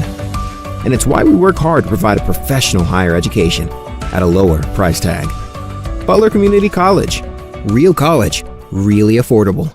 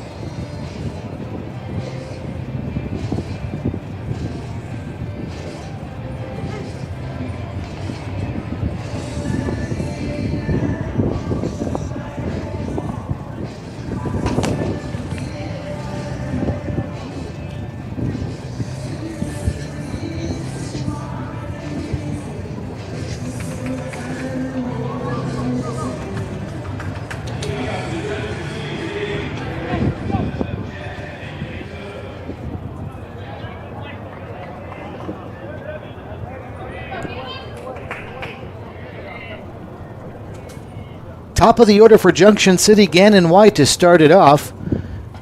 And a new pitcher is into the game for GPS as White takes outside, 1 ball and no strikes. Caleb Henderson is the new pitcher for GPS, and the right-hander from Liberty Hill, Texas, delivers the second straight ball in a row. 2 balls and no strikes, the count to Gannon White. So the day is done for Tristan Duke, but he really did a pretty nice job of calming things down for his GPS team and allowed them to get back into this one.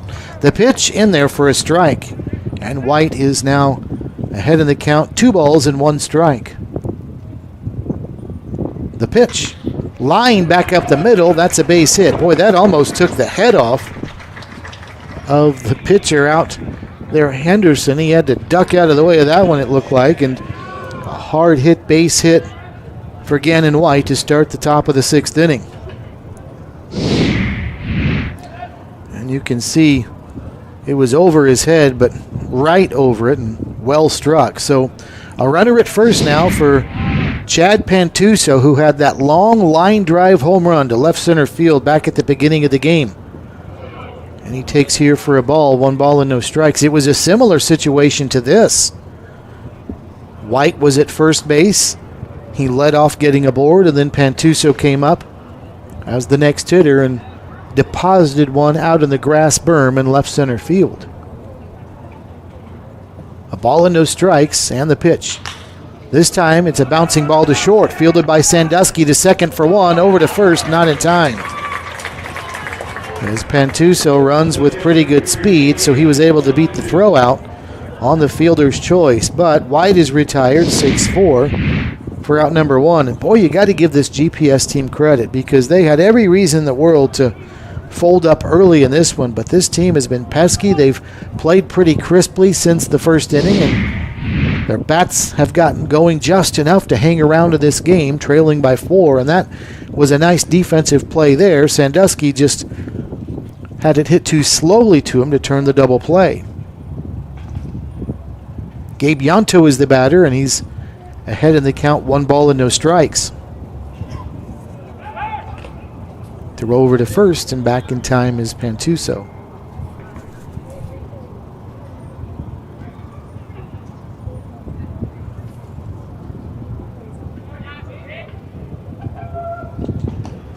Pitch down and in. 2 balls and no strikes to Gabe Yanto. Yanto is one of four Junction City players to be hit by a pitch in the game. Another throw over to first, this time a little bit closer.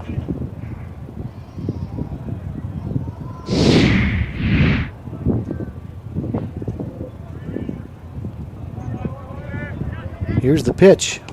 High and tight for a ball.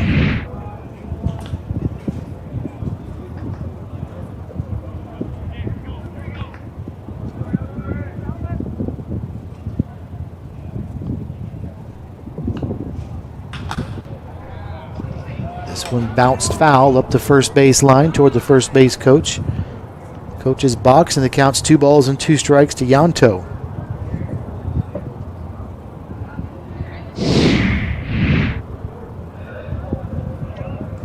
Yanto, I mentioned earlier, playing collegiately at the University of Indiana Southeast, and from looking at their website, it looks like their colors are identical to the University of Indiana, which is in Bloomington, Indiana.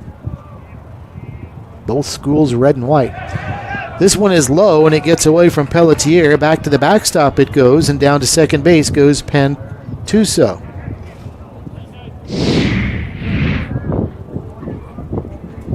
So a runner at second now for Junction City in scoring position. That's Chad Pantuso, with Yanto working the count full at 3-2.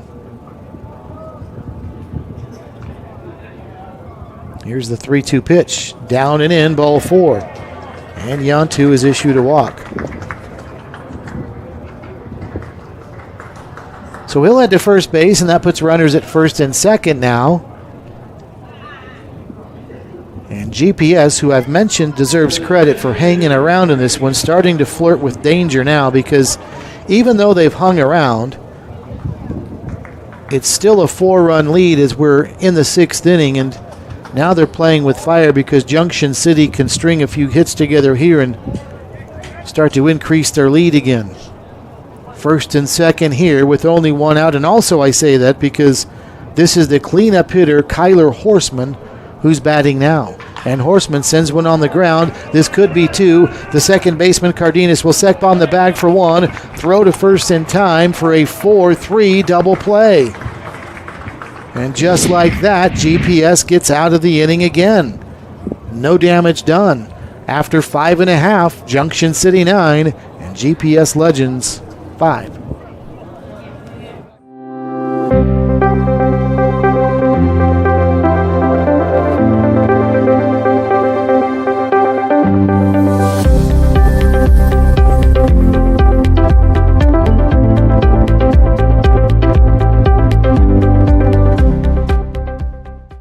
It's the summer sales event with the Ford crew. It's the summer sales event.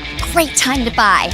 Nice weekend, Hank? Spectacular. Took the family camping, courtesy of Ford F-Series, the best-selling trucks for 48 years. Morgan? Baseball tournament. My Explorer at the whole infield. How about you two? My bass. Get 0% APR financing with 0 down and 0 payments for up to 90 days on select Ford vehicles. Plus, get a complimentary maintenance plan for 24 months.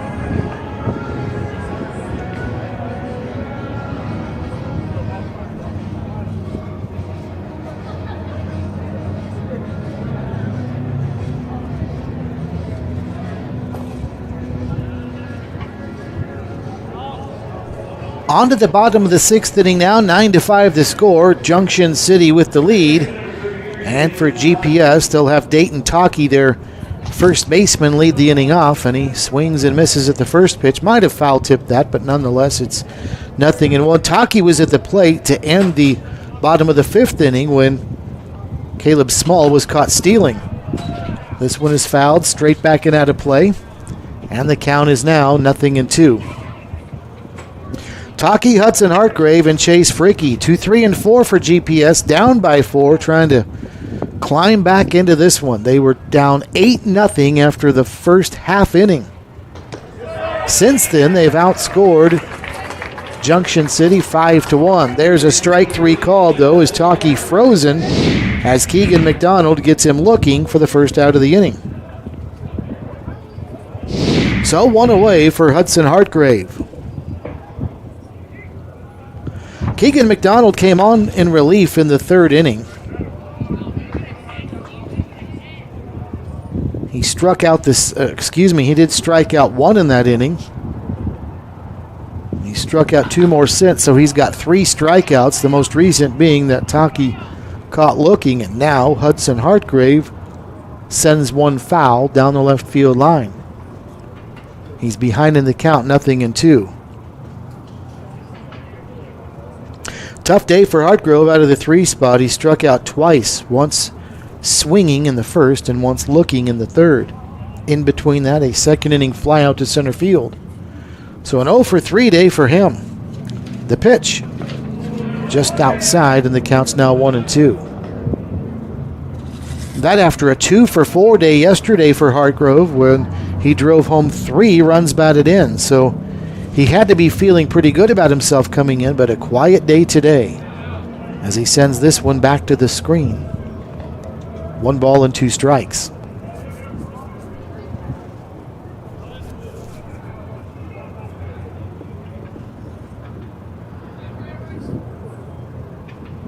Here's the 1-2 pitch from McDonald. That one's up high. The count's now 2-2.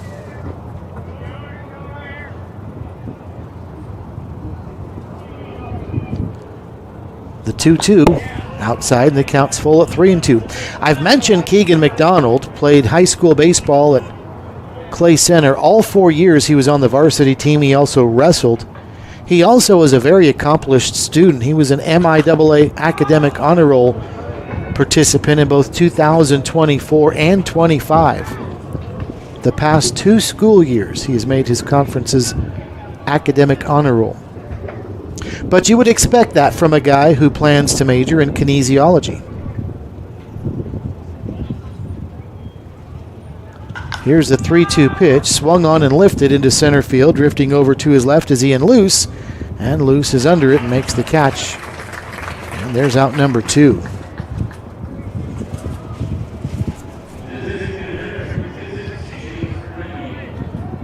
So that'll bring up Chase Fricke. I think it stands to reason, though. You would want a kinesiologist to have made good grades in college, not one who didn't. Be a little scary. Chase Fricke takes the first pitch for a ball, and it's 1 ball and no strikes. Fricke is flied out, struck out, and he has also walked. Nobody on 2 outs. Bottom of the 6th inning as Fricke takes a strike, and the count's even at 1-1. This is a nice job by McDonald this inning of quieting the GPS bats as they try to get back into this game. And just as I say that, Fricke gets hit by a pitch, and he tosses the bat away in frustration. Not happy at all, and he'll go down to first base.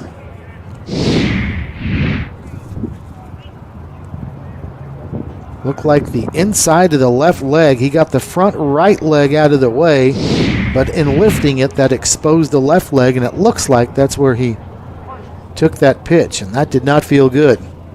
Fricke is on at first. Here's Joseph Sandusky, and he will send one on the ground to short. Backhanding it is Fergens. He'll throw to first across his body in time. Nicely done. Moving away from first base towards third. Fired across, but it was a strong throw, and the side retired. So a hit batsman is all for GPS in the bottom of the 6th inning. We go to the 7th. 9-5. Junction City on top. The Taco Bell Cravings Value Menu. 10 choices, each just $3 or less. Starring the cheesy double beef burrito. Double the seasoned beef, all the cheesiness, and so much craveable flavor. Get it on the Cravings Value Menu, only at Taco Bell.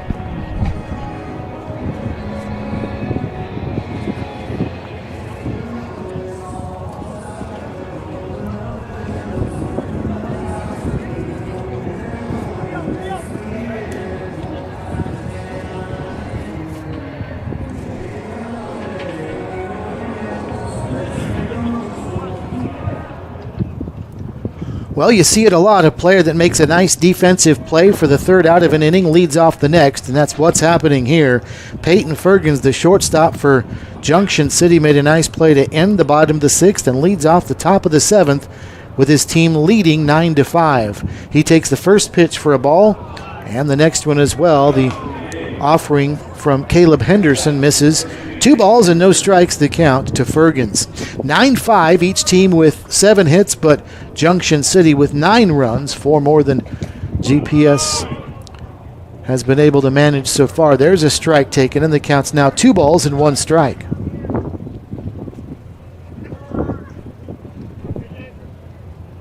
Henderson works from the windup, ready, and delivers, and the pitch is swung on and on the ground, through on the right side and into right field. That's a base hit.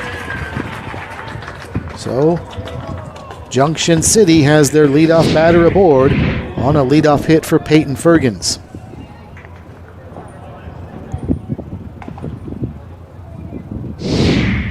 first time since the second inning that Junction City has had their leadoff batter aboard. I beg your pardon, they did in the last inning as well. Gannon White led off with a single. So that's the fourth inning they've led off with their leadoff hitter aboard, second inning in a row. They did it in the first and the second, then in the sixth and now the seventh. 0-1, the count to Logan Myers, the second baseman. The pitch, way outside. The count's 1 ball and 1 strike.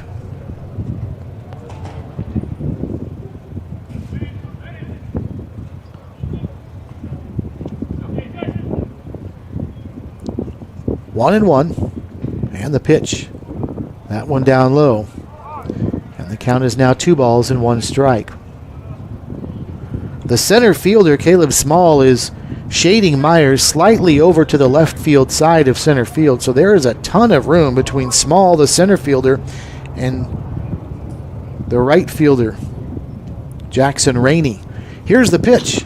It's hit to right field, but Rainey shades his eyes and he moves under it and he makes the catch in straightaway right field, as Myers couldn't find right center. So there's the first out of the inning, a fly out to right field, 1 away. And that'll bring up Braden Harpole.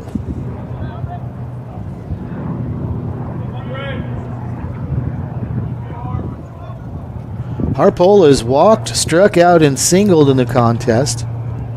He also scored a run in the first inning, but just about everybody for this Junction City team did, as he takes the first pitch inside for a ball, 1-0. Garen Plummer is the only player in the starting lineup for Junction City not to score a run in the first inning. He struck out when he batted and never had another chance. Pitch is down and in for a ball, and the count's now 2 balls and no strikes to Braden Harpole.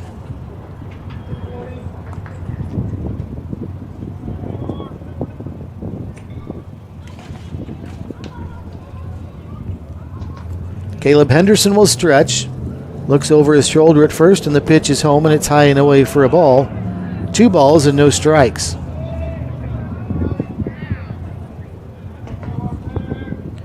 Harpole was 1 for 5 yesterday with a run batted in, as Junction City scored 11 yesterday, and they're on the verge of getting to double figures in runs today. They've got 9 as the pitch is taken for a ball. It's 3-1. That's why I mentioned that they might be in good position if they win this game, assuming they do. If they have any tiebreaker coming up, if they happen to lose tomorrow and go to 2-1 in pool play, they would have really served themselves well with all these runs scored in the first 2 games. But then if they go 3-0, then they will advance to pool play as the pool winner regardless. There can only be one 3-0 team in your pool that goes on to elimination play. Throw to first is close, but Fergens dives back just in the nick of time. So the count is full, 3 balls and 2 strikes. 9-5, Junction City on top of the GPS Legends. Here's the pitch. Swung on and foul tipped right into the glove, and down goes Harpole, a strikeout victim for the second time today. So 2 away now for Garen Plummer.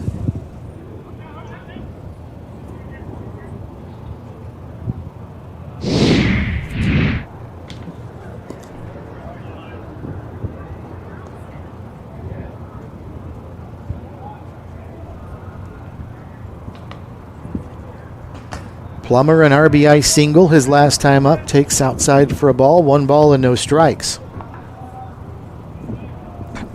With that base hit moments ago by Peyton Fergens, Junction City has now out-hit GPS 8-7. Again, a lot of the damage in that 8-run first inning for Junction City was because of a couple hit batters, an error. They did not scatter a bunch of hits together. It was a lot of gifts issued by GPS's pitching and defense. That's why we are almost even in the hit column, even though Junction City leads by 4. Garen Plummer, 2 balls and no strikes. Here's the pitch down low, and the count's now 3-0.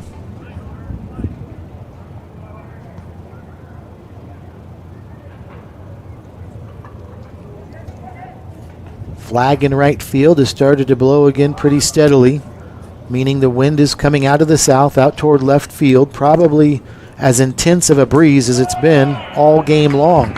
There's ball 4, down and away, and down to first base goes Garen Plummer. So Plummer, who's been hit by a pitch, has also just been issued a walk. And down to second base goes Peyton Fergens. And on at first base is Garen Plummer. So 2 outs, runners at first and second, and Ian Luce will step in now.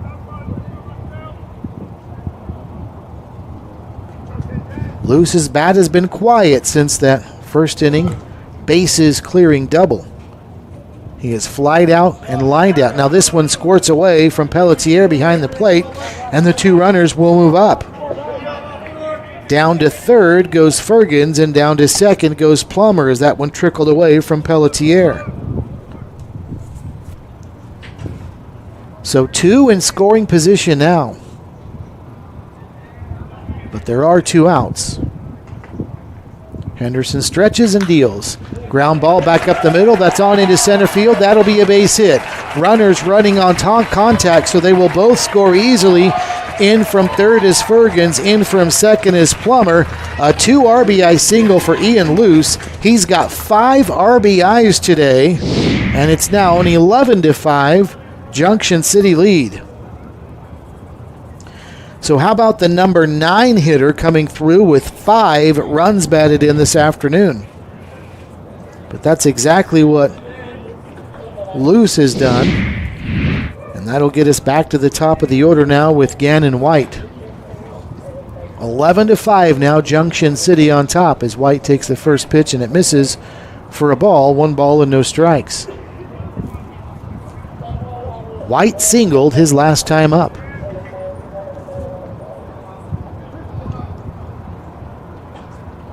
Here's the pitch. Outside for a ball. 2 balls and no strikes. So Junction City has now scored 22 runs in this tournament so far through 2 games, and we're not even through the second game yet. They may have more to go. Pitch is outside for a ball. The count's now 3 balls and no strikes. They won 11-7 yesterday over TPA Texas, and put up 11 so far here today, but we're just in the top of the 7th inning. Here's the pitch. Right down the middle for a strike, and White was taking all the way. It's now 3-1.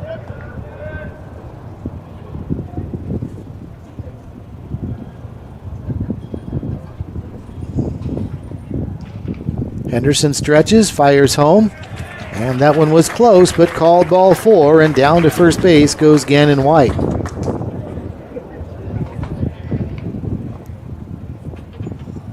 So that's the second walk of the inning, and that's going to get the coach out of the dugout, and a pitching change will be made for GPS.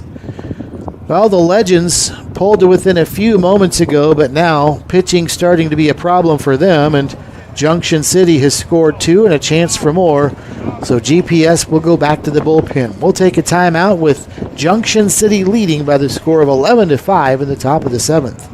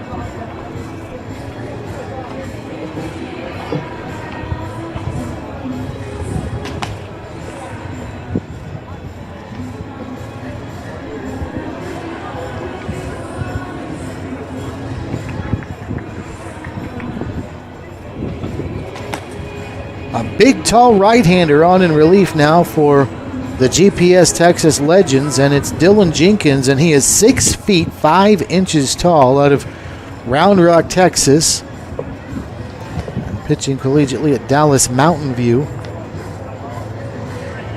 And he is on to try to keep this at a 6-run game, as Junction City, who scored 8 runs in the first inning, quieted through the middle innings, but now they've made some noise here in the 7th. They've scored twice and looking for more. There are 2 outs, but we'll see what Junction City is able to do now. Is they've got Chad Pantuso up at the plate, who had that big home run back in the 2nd inning. And the first pitch to Pantuso is in there for a strike, and it's 0-1.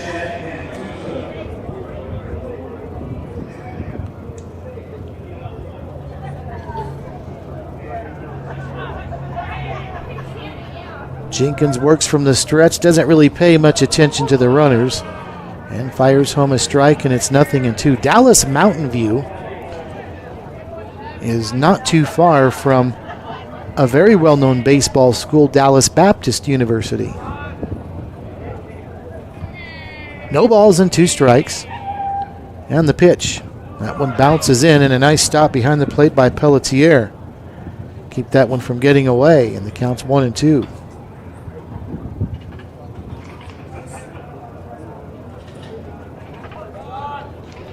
Runners get their leads. Loose at second, and White is over at first. And the pitch down and away again.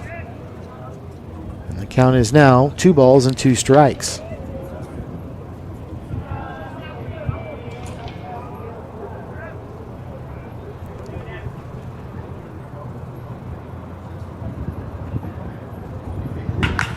Lined into left field, that's down. That'll be a base hit. They're going to send the runner around third, and here comes Luce trying to score. The relay throw is not in time. An RBI single for Chad Pantuso. He's got 3 RBIs now, and it's a 13-5 lead.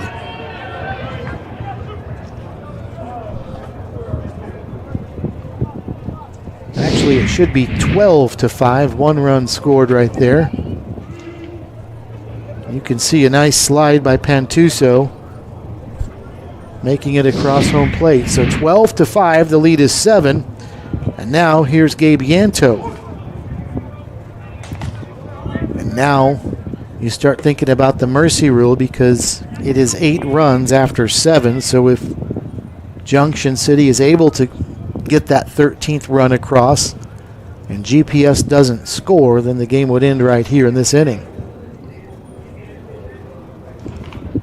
But Pantuso, a home run, and then that single right there. What a big day for him. Not quite as big as Luce, who's got the 5 runs batted in on a double and a single, but still those 2 have certainly been a big reason why this team is leading. There go the runners on a double steal. The throw is to third, and it's not in time. So White steals third. He got in just underneath the tag. Pantuso steals second base as well. So a single now scores 2 for Junction City, leading 12-5. And the pitch to Yanto. Took something off, and that one way up high. And the count's even at 2 balls and 2 strikes.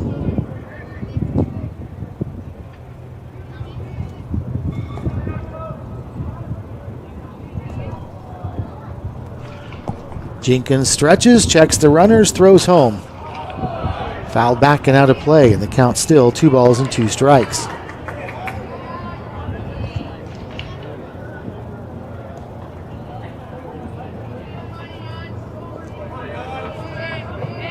So we'll try it again.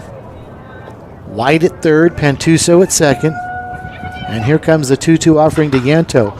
On the ground over on the right side, nicely played by Taki. He'll throw to the pitcher covering at first, and the throw is just in the nick of time. A 3-1 put out to retire the side, but not before Junction City scores 3 times.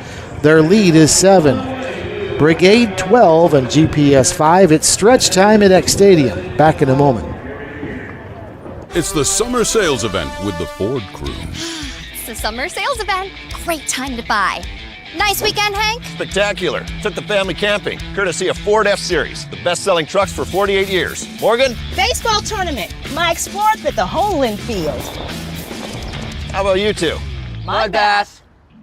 Get 0% APR financing with 0 down and 0 payments for up to 90 days on select Ford vehicles. Plus, get a complimentary maintenance plan for 24 months.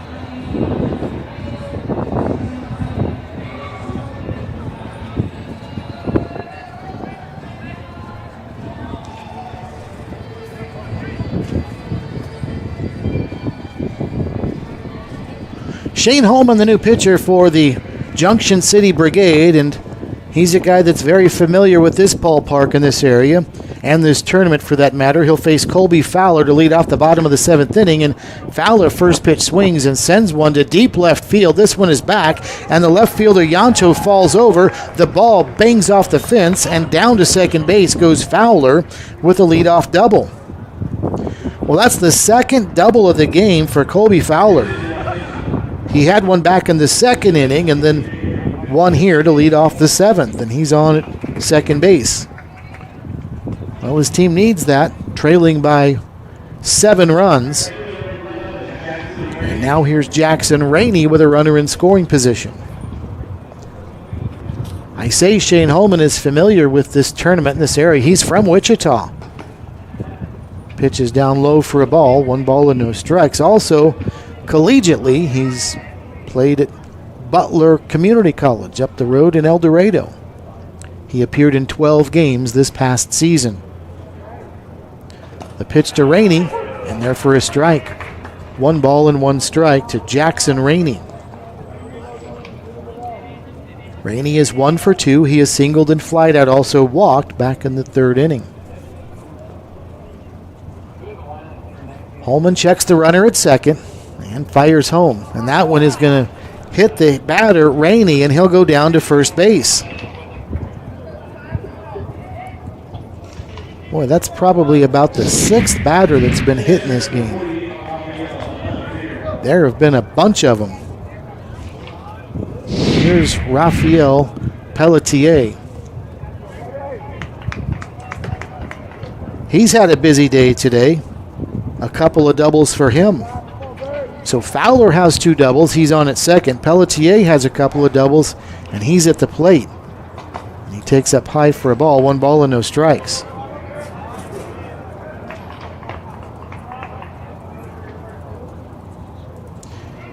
If you go to the Kentucky baseball website, you'll see Pelletier wants his last name pronounced just like that, Pelletier. As he takes for a ball 2-0. It looks like Pelletier. It ends with an R, but it says on their website pronounced Pelletier. He played at Kansas State and at Kentucky. And he sends this one into shallow center field. That's going to get down. It'll be a base hit as Loose plays it on a hop. And Pelletier has 3 base hits in this contest now. Well, there's another guy that's familiar with this ballpark. Kansas State often has a midweek game against Wichita State here, and Pelletier certainly looks like he's familiar with the surroundings and comfortable in them. He's got 3 base hits today. Down to third goes Fowler. Down to second goes Rainey. On the base hit by Pelletier, and now here's Randy Cardenas. So not a good start for Shane Holman just coming into the game. He's given up 2 hits and also a hit batter. Cardenas takes a strike, 0-1. Shane Holman started 10 games last season for Butler.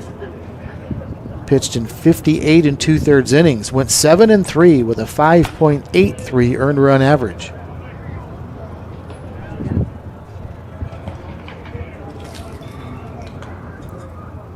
Randy Cardenas is up there.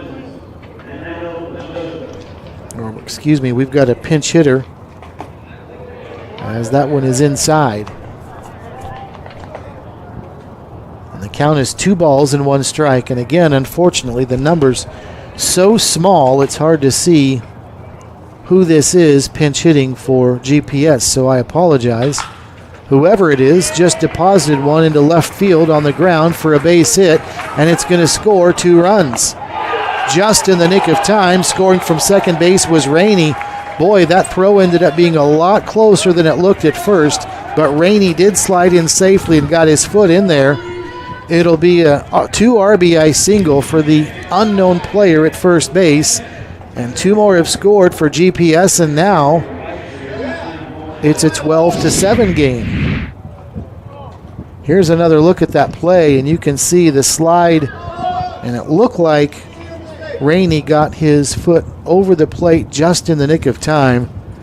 And now we've got a 5-run game again. GPS just continues to hang around in this game and play pesky baseball. And they're now back within 5 at 12-7. I say within 5 and pesky because if you missed it, they were down 8-0 after half an inning. But they just refused to go away.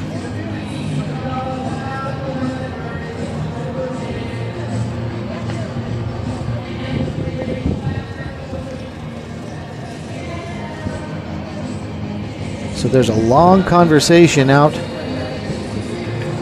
at the mound that finally Tim Horton has to break up.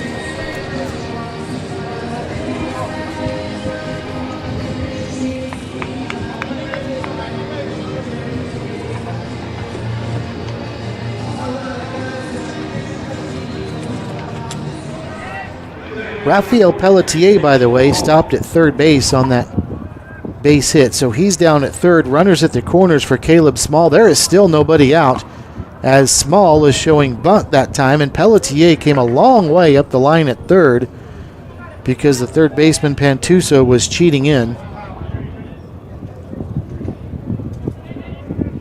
But the count's 1 ball and no strikes to Caleb Small.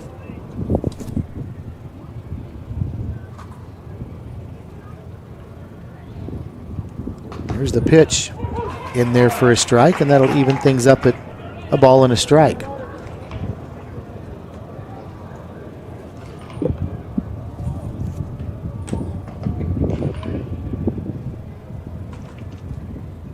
Shane Holman stretches, and again showing bunt is Small, and it goes back to the backstop.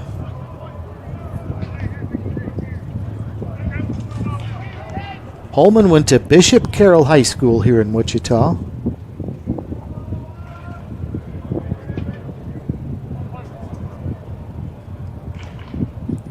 Ball and 2 strikes. He'll check the runner at first and fire home, and it's a line drive towards second base. The second baseman Myers has it, steps on the bag, throws to first in time for a 4-3 putout and a double play, and boy, did they need that. Junction City. Holman almost got his glove on it too. He tried to field it, but it was a little too quick and high for him to reach up and get, and that's a good thing for Junction City because Myers was able to be Johnny on the spot and pick it up, step on the bag, and then go to first for the putout.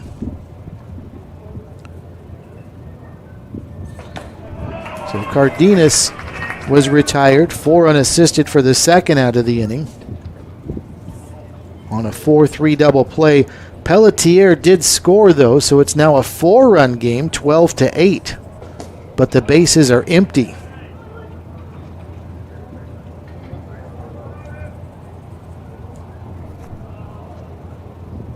Dayton Taki is the hitter, 1 ball and 1 strike to him, and the pitch outside for a ball. 2 balls and a strike.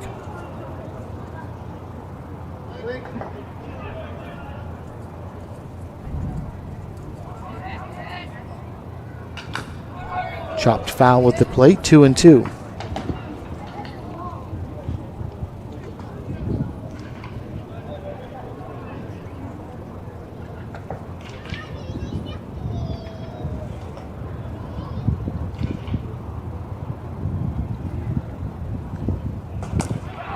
Strike 3 called, nicely done. Holman finds the inside corner, and Taki goes down looking, and the side retired, but not before GPS is able to match the 3 that Junction City scored earlier in the 7th inning.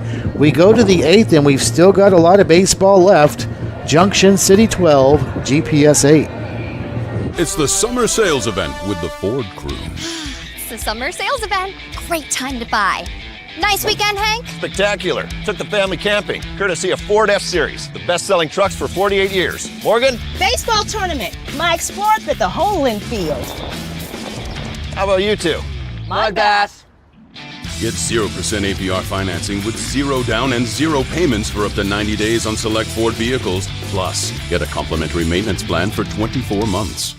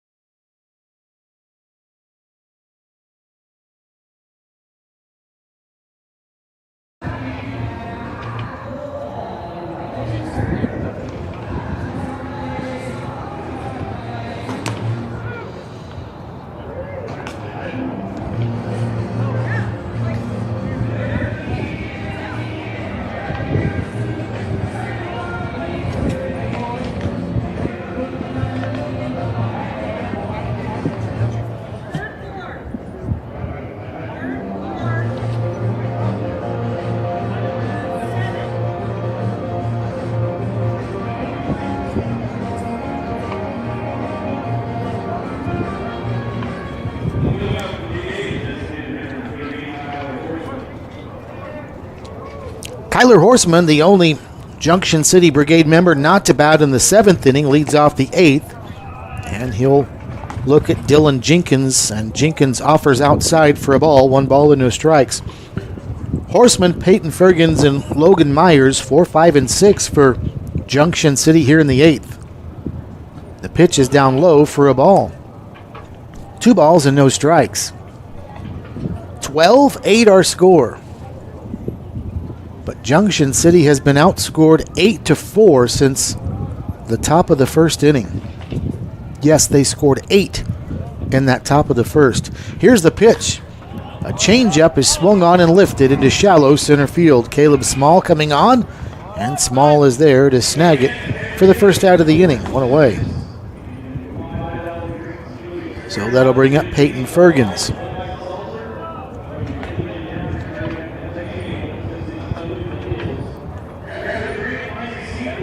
Fergens has a 2-hit afternoon. Singles in the 1st inning and in the 7th. He's grounded out twice in between. He takes outside for a ball, 1 ball and no strike here.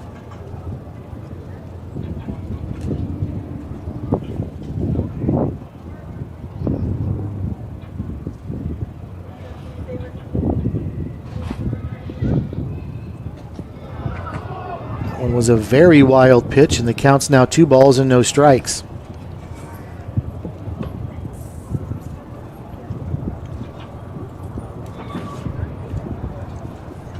TPA Texas and Alaska will be the next game, scheduled for 6 o'clock, but that one will certainly not start at 6 o'clock now. Here's the pitch. Swung on and fouled, back to the screen. 2 balls and a strike. This game started right on time. We were not behind when this one started. In fact, we started at 2:59. However, this game is now going to run long. 2 balls and a strike, and the pitch down low, and it's 3-1. It's the last game of the day today, and it will end baseball around the clock. The next game will, but it will not start at 6 o'clock. If we stop this one now, they would need about 30 minutes to warm up in between, and it's already 5:30 Central Time. Here's the pitch down low, and it's ball 4. Or excuse me, that was ball 3. Counts full, 3 balls and 2 strikes. Nobody on, 1 out, top of the 8th inning. 12-8 our score, Junction City with the lead. And the pitch is sliced foul down the left side. So the count holds 3-2.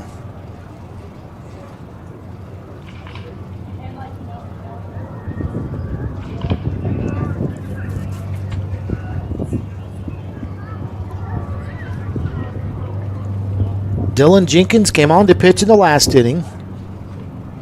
He works from the stretch all the time, and he delivers, and this one is sent into center field. That's down. That'll be a base hit. And that's the 3rd hit of the game for Peyton Fergens, and he's on at first base. So a liner up the middle with 1 out, and now here's Logan Myers.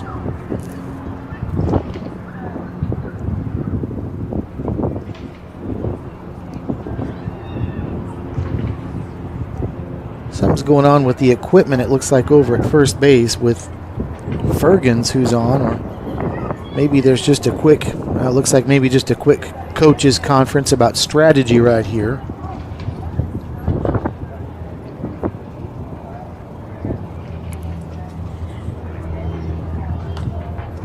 Micah Cannon is the head coach for Junction City. Nick George and Tyler Ross are the assistants. They're all done conversing, and we're about ready to go. So Logan Myers steps in. He's been on base twice, but no official hit. He's walked and been hit by a pitch. One of 4 Junction City players that's been hit by a pitch today. He takes down and away for a ball. 1 ball and no strikes.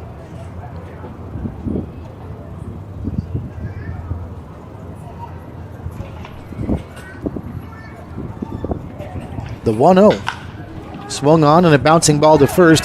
Fielded by the first baseman, Taki, who steps on the bag, so they've got to do the tag at second base, and they do. Sandusky gets it down for a 1-6 double play. Nicely done by GPS again. And the side retired. Junction City has 1 on, but they can do nothing with it. We go to the bottom of the 8th. Junction City 12, GPS 8.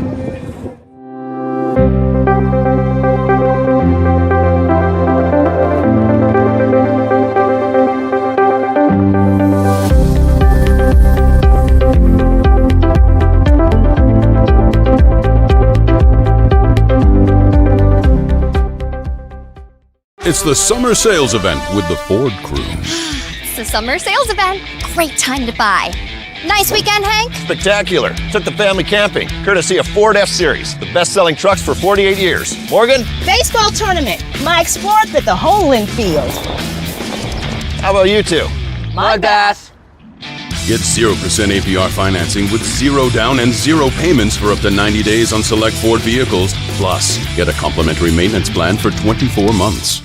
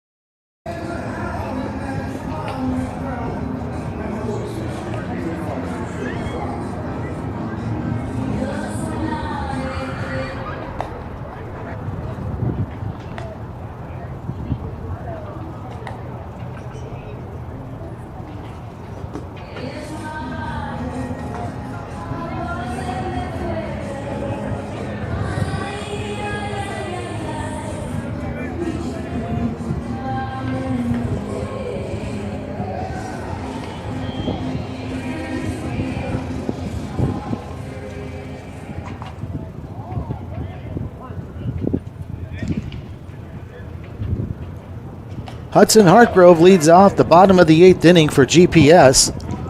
And he takes a pitch and it's a ball. 1 ball and no strikes is his GPS team trying to overcome a 4-run deficit, trailing 12-8 in the bottom of the 8th. And now GPS, who I keep saying has been hanging around in this one, is starting to run out of time. 1 ball and 1 strike now as Shane Holman is back out again, the Wichitan, dealing for Junction City. And the count is 1 ball and 2 strikes. There's strike 3 called as Hartgrove was frozen at the plate, so a nice job by Holman there. And he gets the strikeout to start the bottom of the 8th inning. So 1 away now for Chase Fricke, the designated hitter. Each team in double figures in hitting in this game. 11 hits for Junction City and 10 for GPS. First pitch to Fricke is in there for a strike, 0-1. Fricke does not have any of the 10 hits for GPS. He is 0 for 2 though. He's walked and been hit by a pitch. So his chances have been limited for official at-bats thanks to the walk and the hit batsman. 1-1. And a liner right to the second baseman Myers, who snares it for a tough luck out for Fricke as he made good contact that time, but right to Myers, 2 away.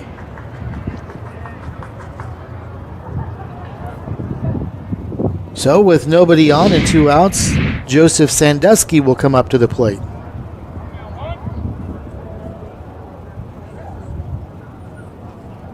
Sandusky, another one that has gone hitless today. He's 0 for 3, but did reach base in the 3rd when he was hit by a pitch.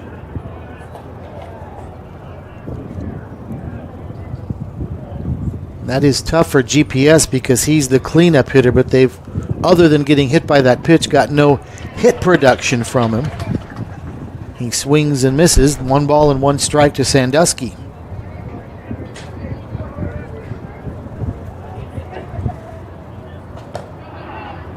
Pitch just misses away, and the count is now 2 balls and 1 strike.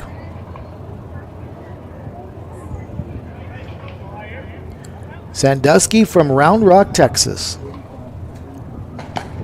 will attend Weatherford Junior College. We've seen a few players in this tournament there, including Trent Collier, a really good pitcher that pitched there recently. He's going to head to Oklahoma. We saw him pitch last night. 2-2. Here comes the pitch. Barely got a piece of it, and he'll stay alive. The count still 2 balls and 2 strikes. Nobody on, 2 outs. Bottom of the 8th inning, Junction City 12, and the GPS Legends 8.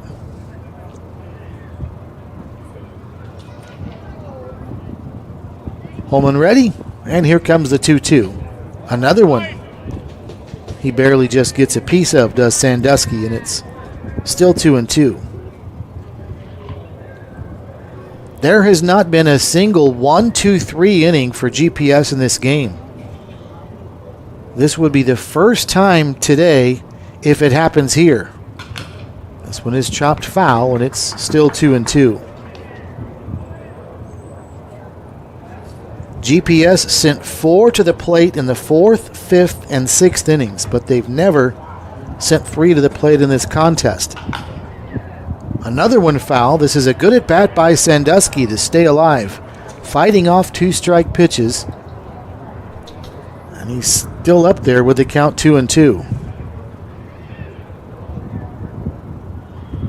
Holman ready, and the 2-2. And another one that's fouled back to the screen. Well, no matter what happens here, a tip of the cap to Sandusky for fighting off these 2 strike pitches and staying alive. So we'll try it again with the count 2 balls and 2 strikes. Holman set, and the 2-2. Pop fly out into shallow center field. The center fielder Luce is coming on, and it's the shortstop going back, and Fergens makes the catch to retire the side in order again for the first time today. We go to the ninth. Junction City 12, GPS 8. At Evergy, we're focused not just on what we power, but on who we power, right here in our community. We provide payment assistance to our neighbors who need it. Invest in organizations and people, creating opportunity for all to benefit. And volunteer our time around our hometown so that together we improve it. Because we're committed to spreading good energy throughout our community. Evergy, the utility company. Love was nearly lost until Pizza Hut showed up. Go get her. Hi, I'm Peter. Looks like a meat lover's Deborah. Pizza Hut's hooking everyone up with more of what they love. Choose from 4 Hut Lovers pizzas starting at $12.99 each. Order on the app.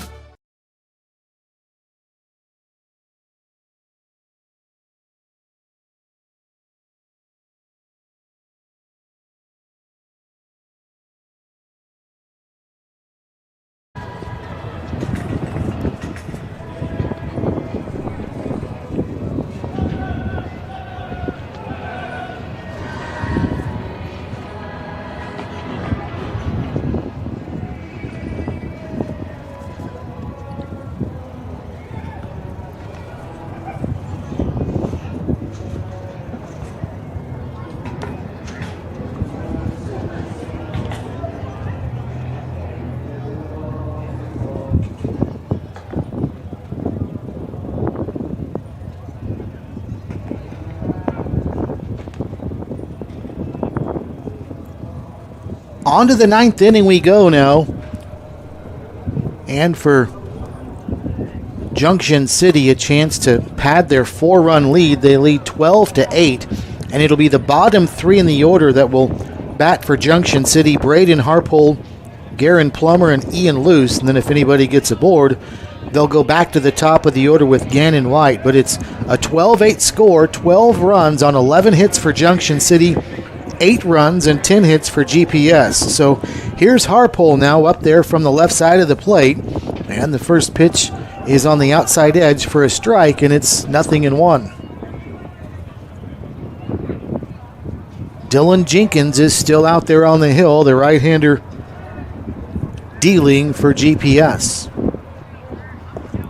0-1, and another one in a similar location on the outside part. And the count is now no balls and 2 strikes.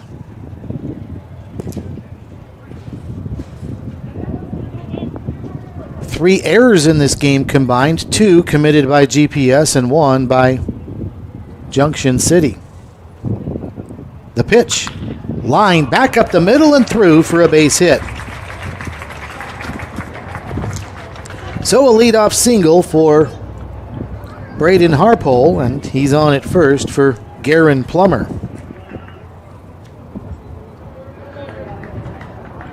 Both errors committed by GPS happened very early in this game. By the time the 4th batter had stepped up to the by the time the 5th batter had stepped up to the plate, GPS had committed both of their errors. First pitch to Garen Plummer. He goes the other way, sends it into right field. That's a base hit. So a good start for Junction City here in the inning. Back-to-back base hits. Stopping at second base is Harpole. And just like that, first and second for Junction City and nobody out. And now here's Ian Luce.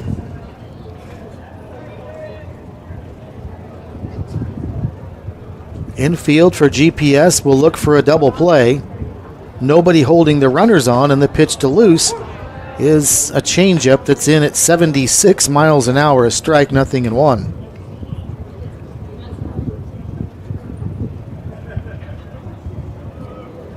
So Junction City, a golden opportunity for some insurance here. And the pitch is outside for a ball, 1-1. You don't normally hear about insurance runs when a team's up by 4, but you only have to look to last night's Hayes game and their win over Oklahoma MVP to see that they can almost always be helpful, or at least it's possible that they can. If you haven't heard, Hayes was down 8-3 to start the top of the 9th inning. And they scored 6 runs to win 9-8. They did so with just 1 hit in the inning and 5 for the game. They scored 9 runs on 5 hits. 2 balls and a strike, the count to Luce. And he chops this one foul over toward the first base coach's box. Ian Luce probably will be the player of the game, one would suspect. He's got a bases-loaded double that brought home 3 in the first inning, then a 2 RBI single in the 7th, so he has driven home 5 of the 12 runs this team has scored. He's also scored 2 runs. Change up outside, and the count is 3-2.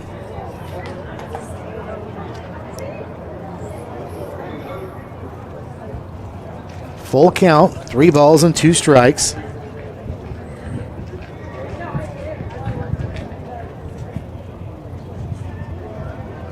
Jenkins ready and delivers the full count pitch, and that's down low, ball 4.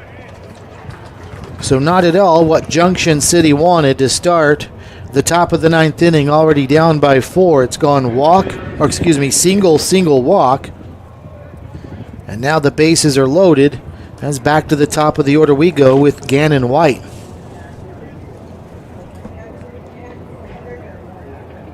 This is the 6th trip to the plate for Gannon White. And he'll take a fastball at 84 that's going to miss. 1 ball and no strikes. He's got 2 base hits, 1 in the first inning and 1 in the 6th. He batted twice in the first inning, was hit by a pitch on the first pitch of the game. Junction City batted around, and then he picked up a base hit later in the inning. He takes a strike, and the count's even 1-1.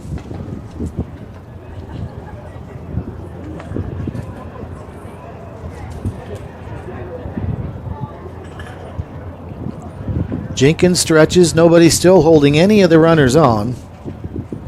And here comes the pitch. Chopped foul at the plate. And the count is 1 ball and 2 strikes.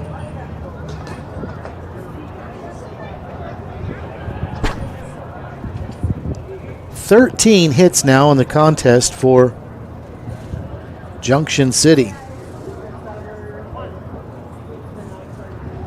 That's after they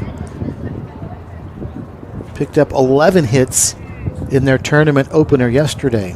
Here's the pitch. Fouled over the screen behind the plate. That'll be a souvenir. 1 ball and 2 strikes. So 11 runs and 11 hits for Junction City yesterday.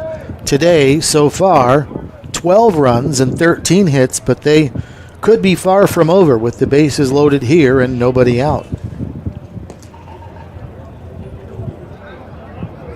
Jenkins stretches, and the pitch to White. Bouncing ball to second.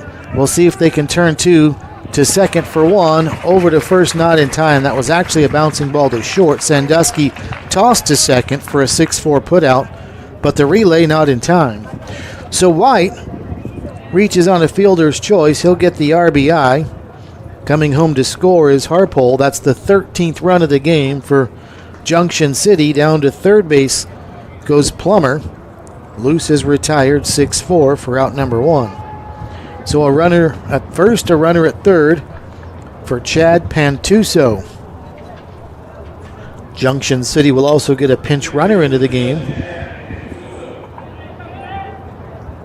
And that's Gam Jones, who's going to run at first. So Jones, the pinch runner over at first.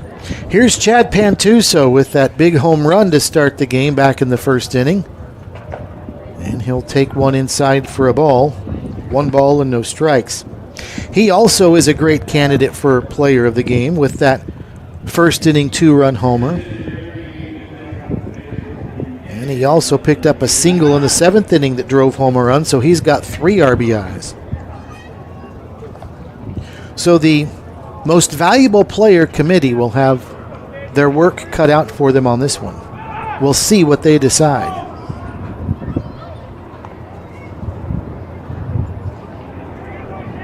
Quick throw to first, nothing doing over there as Gam Jones is back. There goes Jones trying to swipe second, and he will. There will be no throw. He's in there standing up with a stolen base. Well, that's what they brought him in there for, and Jones does what he was asked to do, and that's to head down to second base and steal it, and he did. 1 ball and 1 strike, the count at the plate.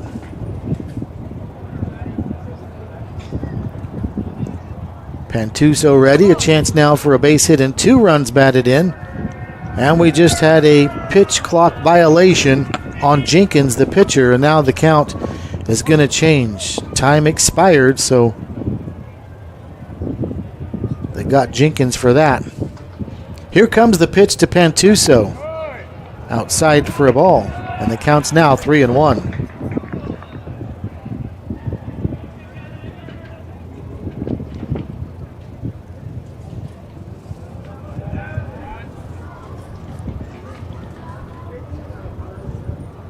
Jenkins ready, delivers, and that one is down low as Pantuso tried to check his swing, and he did, and that's ball 4, and he'll head down to first base. So they are loaded again, this time with 1 out for Gabe Yanto, the left fielder. Yanto has yet to pick up a hit in the contest. He's 0 for 4. He was hit by a pitch in the first inning, but not a base hit yet, and he'd love to have one here. His team has put together 13 hits today, but when you're the number 3 hitter and you don't have any, you start to feel a little left out. But a chance here to do some damage, especially considering the bases are loaded. Here comes the 1-0. Taken for a strike. 1-1.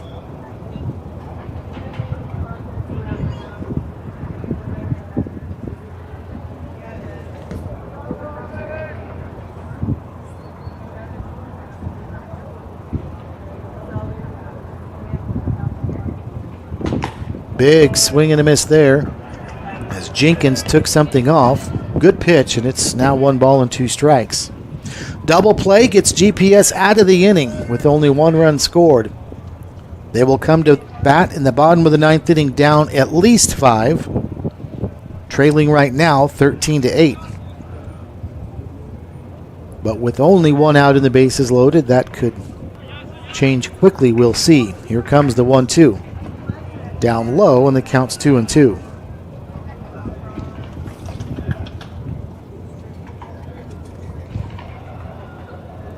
Game moving close to 3 hours old. It'll do that in about another 6 minutes. We started at 5:59 Central Time. And we're quickly 2:59 Central Time. And we're quickly approaching 5:59 now.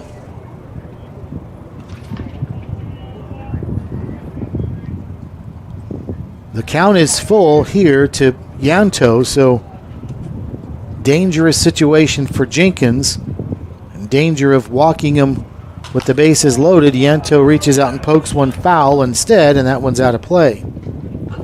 So the count holds at 3 balls and 2 strikes.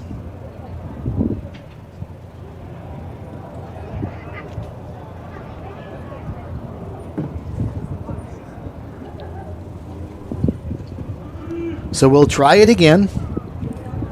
Plummer back to third, Hall back to second, and Pantuso back to first, and now a little cue stick over to third. The only throw will be to first, and the throw is in time, but Plummer comes home to score on an RBI ground out for Yanto that goes 5-3, but he picks up his first run batted in of the day, and another run for Junction City. Their lead is 6 now, 14-8.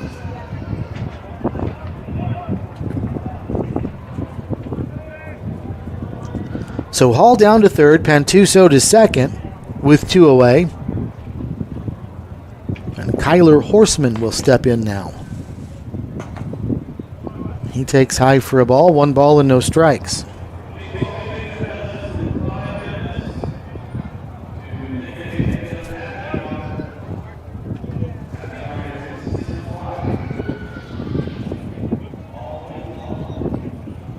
Jenkins stretches. Here comes the 1-0. That one squirts away from the catcher Peltier. Here comes the runner home, and he will score. Well, Hall with that blazing speed didn't waste any time once he saw Peltier have the first sign of not catching it cleanly and trickle away. Hall was coming, and he scores sliding head first, and that's the 15th run of the game for Junction City. Now their lead is 7 at 15-8, and down to third base, by the way, goes Pantuso. 2 balls and no strikes to count at the plate to Horseman, and he sends this one foul into the bleachers on the right side.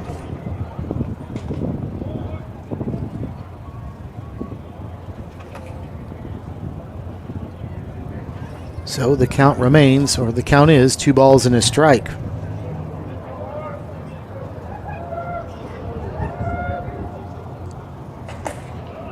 Change up high and tight for a ball. And now 3-1.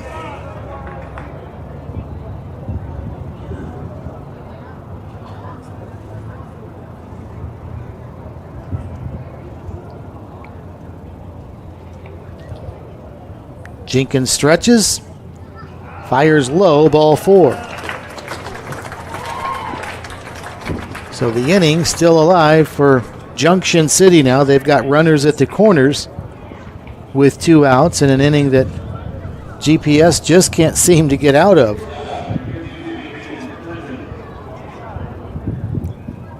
So here's Peyton Fergens now, the shortstop, stepping up to the plate. He's got a chance to do some damage. Takes a strike, 0-1. He's got a couple of base hits and has scored a couple of times as well.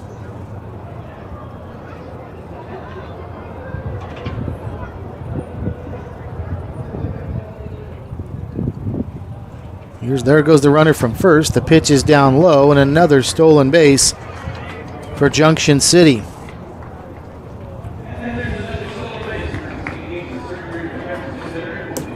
So Junction City, the Brigade, continue to play aggressively on the base paths, up by 7, 15-8, and they've got 2 more in scoring position now. Here comes the pitch. That one in there for a strike, and the count's now 1-2. GPS will have due up in the bottom of the 9th. Colby Fowler, Jackson Rainey, and Rafael Pelletier, but they will need a lot more help than those 3, down by at least 7. Here's the pitch, lifted into shallow left field, coming on as Fowler, moving over to his right, and he tracks it down, and the side retired. But Junction City comes up with 3 more. They'll go to the bottom of the 9th, up by 7, 15-8. There's something happening in Wichita. Excitement, movement, a vibe. A city that offers amazing experiences delivered with heart. Come see the place we love. We think you'll love it too. Discover more at visitwichita.com. Have you ever needed to stop or change the way you do something you love because of aches, pains, or injury? The physical therapists at Select Physical Therapy are here to get you back to work, life, and your favorite activities. Most importantly, your goals are their goals. Their movement experts will listen and develop an individualized treatment plan so you can heal. Begin care faster by requesting an appointment today at selectphysicaltherapy.com. Experience the power of physical therapy at Select Physical Therapy.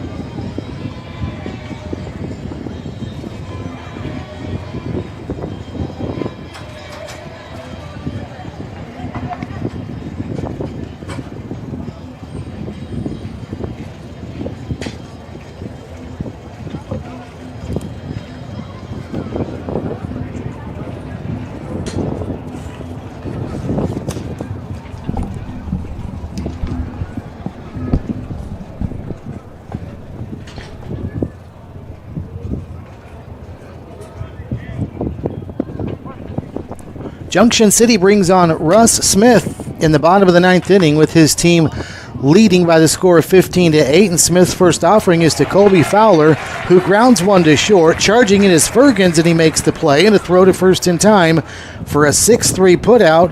1 pitch, 1 away. And that's just the way Junction City wanted to start it, with Russ Smith out on the hill out of Burton, Kansas, and Cowley Community College. 1 pitch, 1 down. Here's Jackson Rainey now, the right fielder. 15-8, Junction City with the lead. Rainey lines one foul over the GPS dugout over on the third base side. The count's 0-1 to him.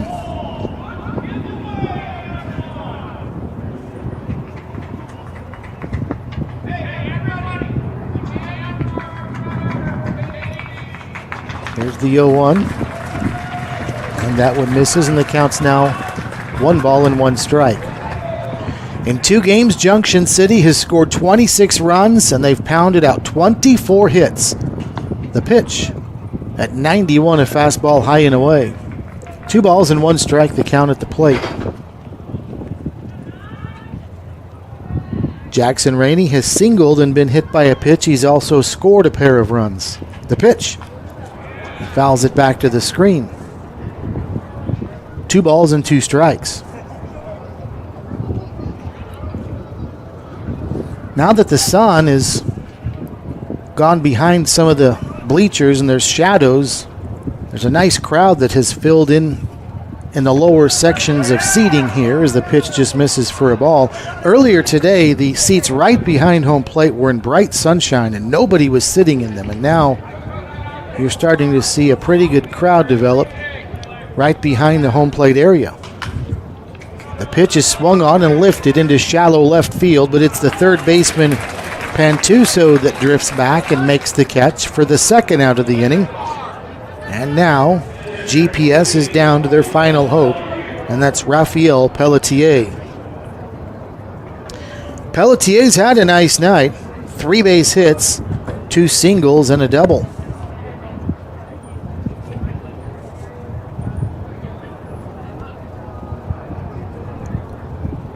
The first pitch to him is up high for a ball. 1 ball and no strikes.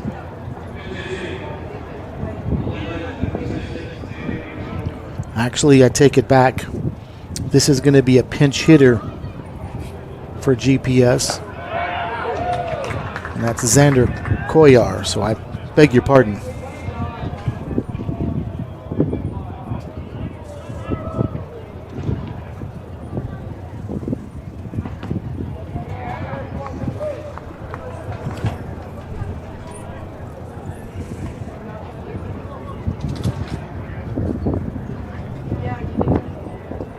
Two balls and a strike, the count to Kovar, the last hope for GPS, down by 7, 15-8, and the pitch just away. And the count's now 3-1.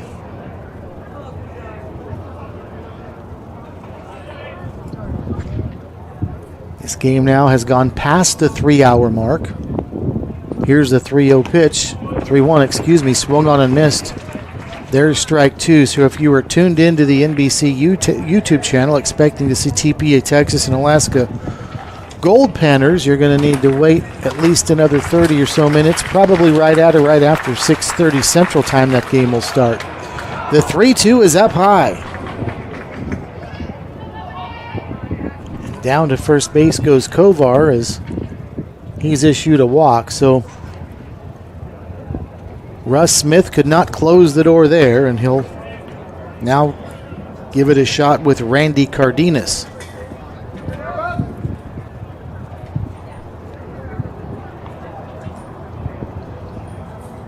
Actually, I beg your pardon. This is the pinch hitter that came in and delivered an RBI single his last time up.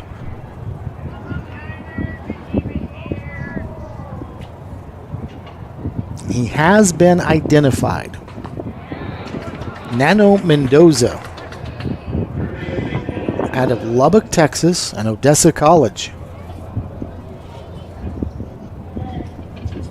So Mendoza is the man now, staked with the task of trying to keep his team's contest alive, down by 7 with 2 outs.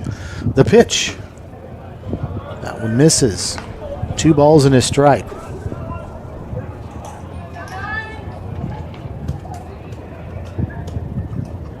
They refer to Odessa as part of the Petroplex, where a lot of the oil is, the Midland Odessa area in West Texas, as opposed to the Dallas-Fort Worth Metroplex that they call it. 2 balls and a strike, the count to Mendoza. His second plate appearance today, and on the inside half he takes, but it's a strike. And now Junction City is 1 strike away from moving to 2-0 in this tournament.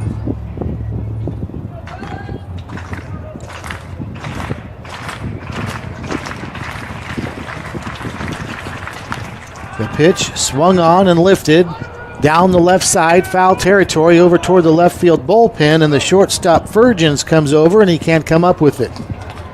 Well, he was battling with the sun and battling with running out of room and wasn't able to track it down. Not an easy catch at all, so Mendoza still alive, 2 balls and 2 strikes.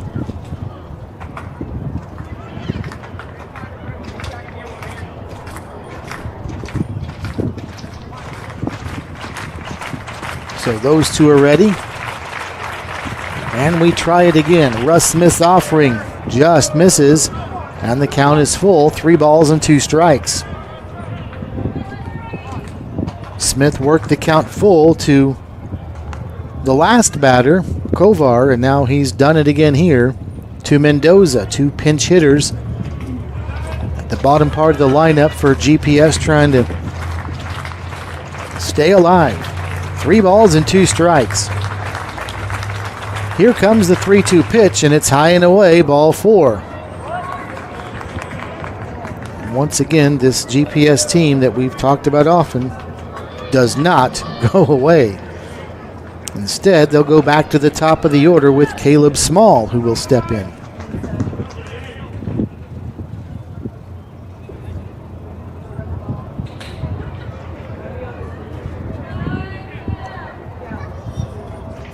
Caleb Small, 1 base hit on the afternoon, and that came in the 3rd inning. And actually now this is going to be a pinch hitter as well, as this is Ren Andrew-Wertha that steps in. Ren Andrew-Wertha, left-handed hitter out of Round Rock, Texas, and Concordia University in Texas. And he takes a big swing and a miss, and he's down on the count, 0-1. Well, that's part of the purpose of this tournament. If you're a team like GPS and you're trailing by 7, get some guys into the game. That's what they came here for, is to play the game that they love. Might not be the outcome that they want, but when it's a 7-run deficit in the 9th inning, get some guys in and get a chance to swing the bat and make some memories. Although Andrew-Wertha is down on the count now, no balls and 2 strikes. And here comes the 0-2 offering. That's up high for a ball, and it's 1-2.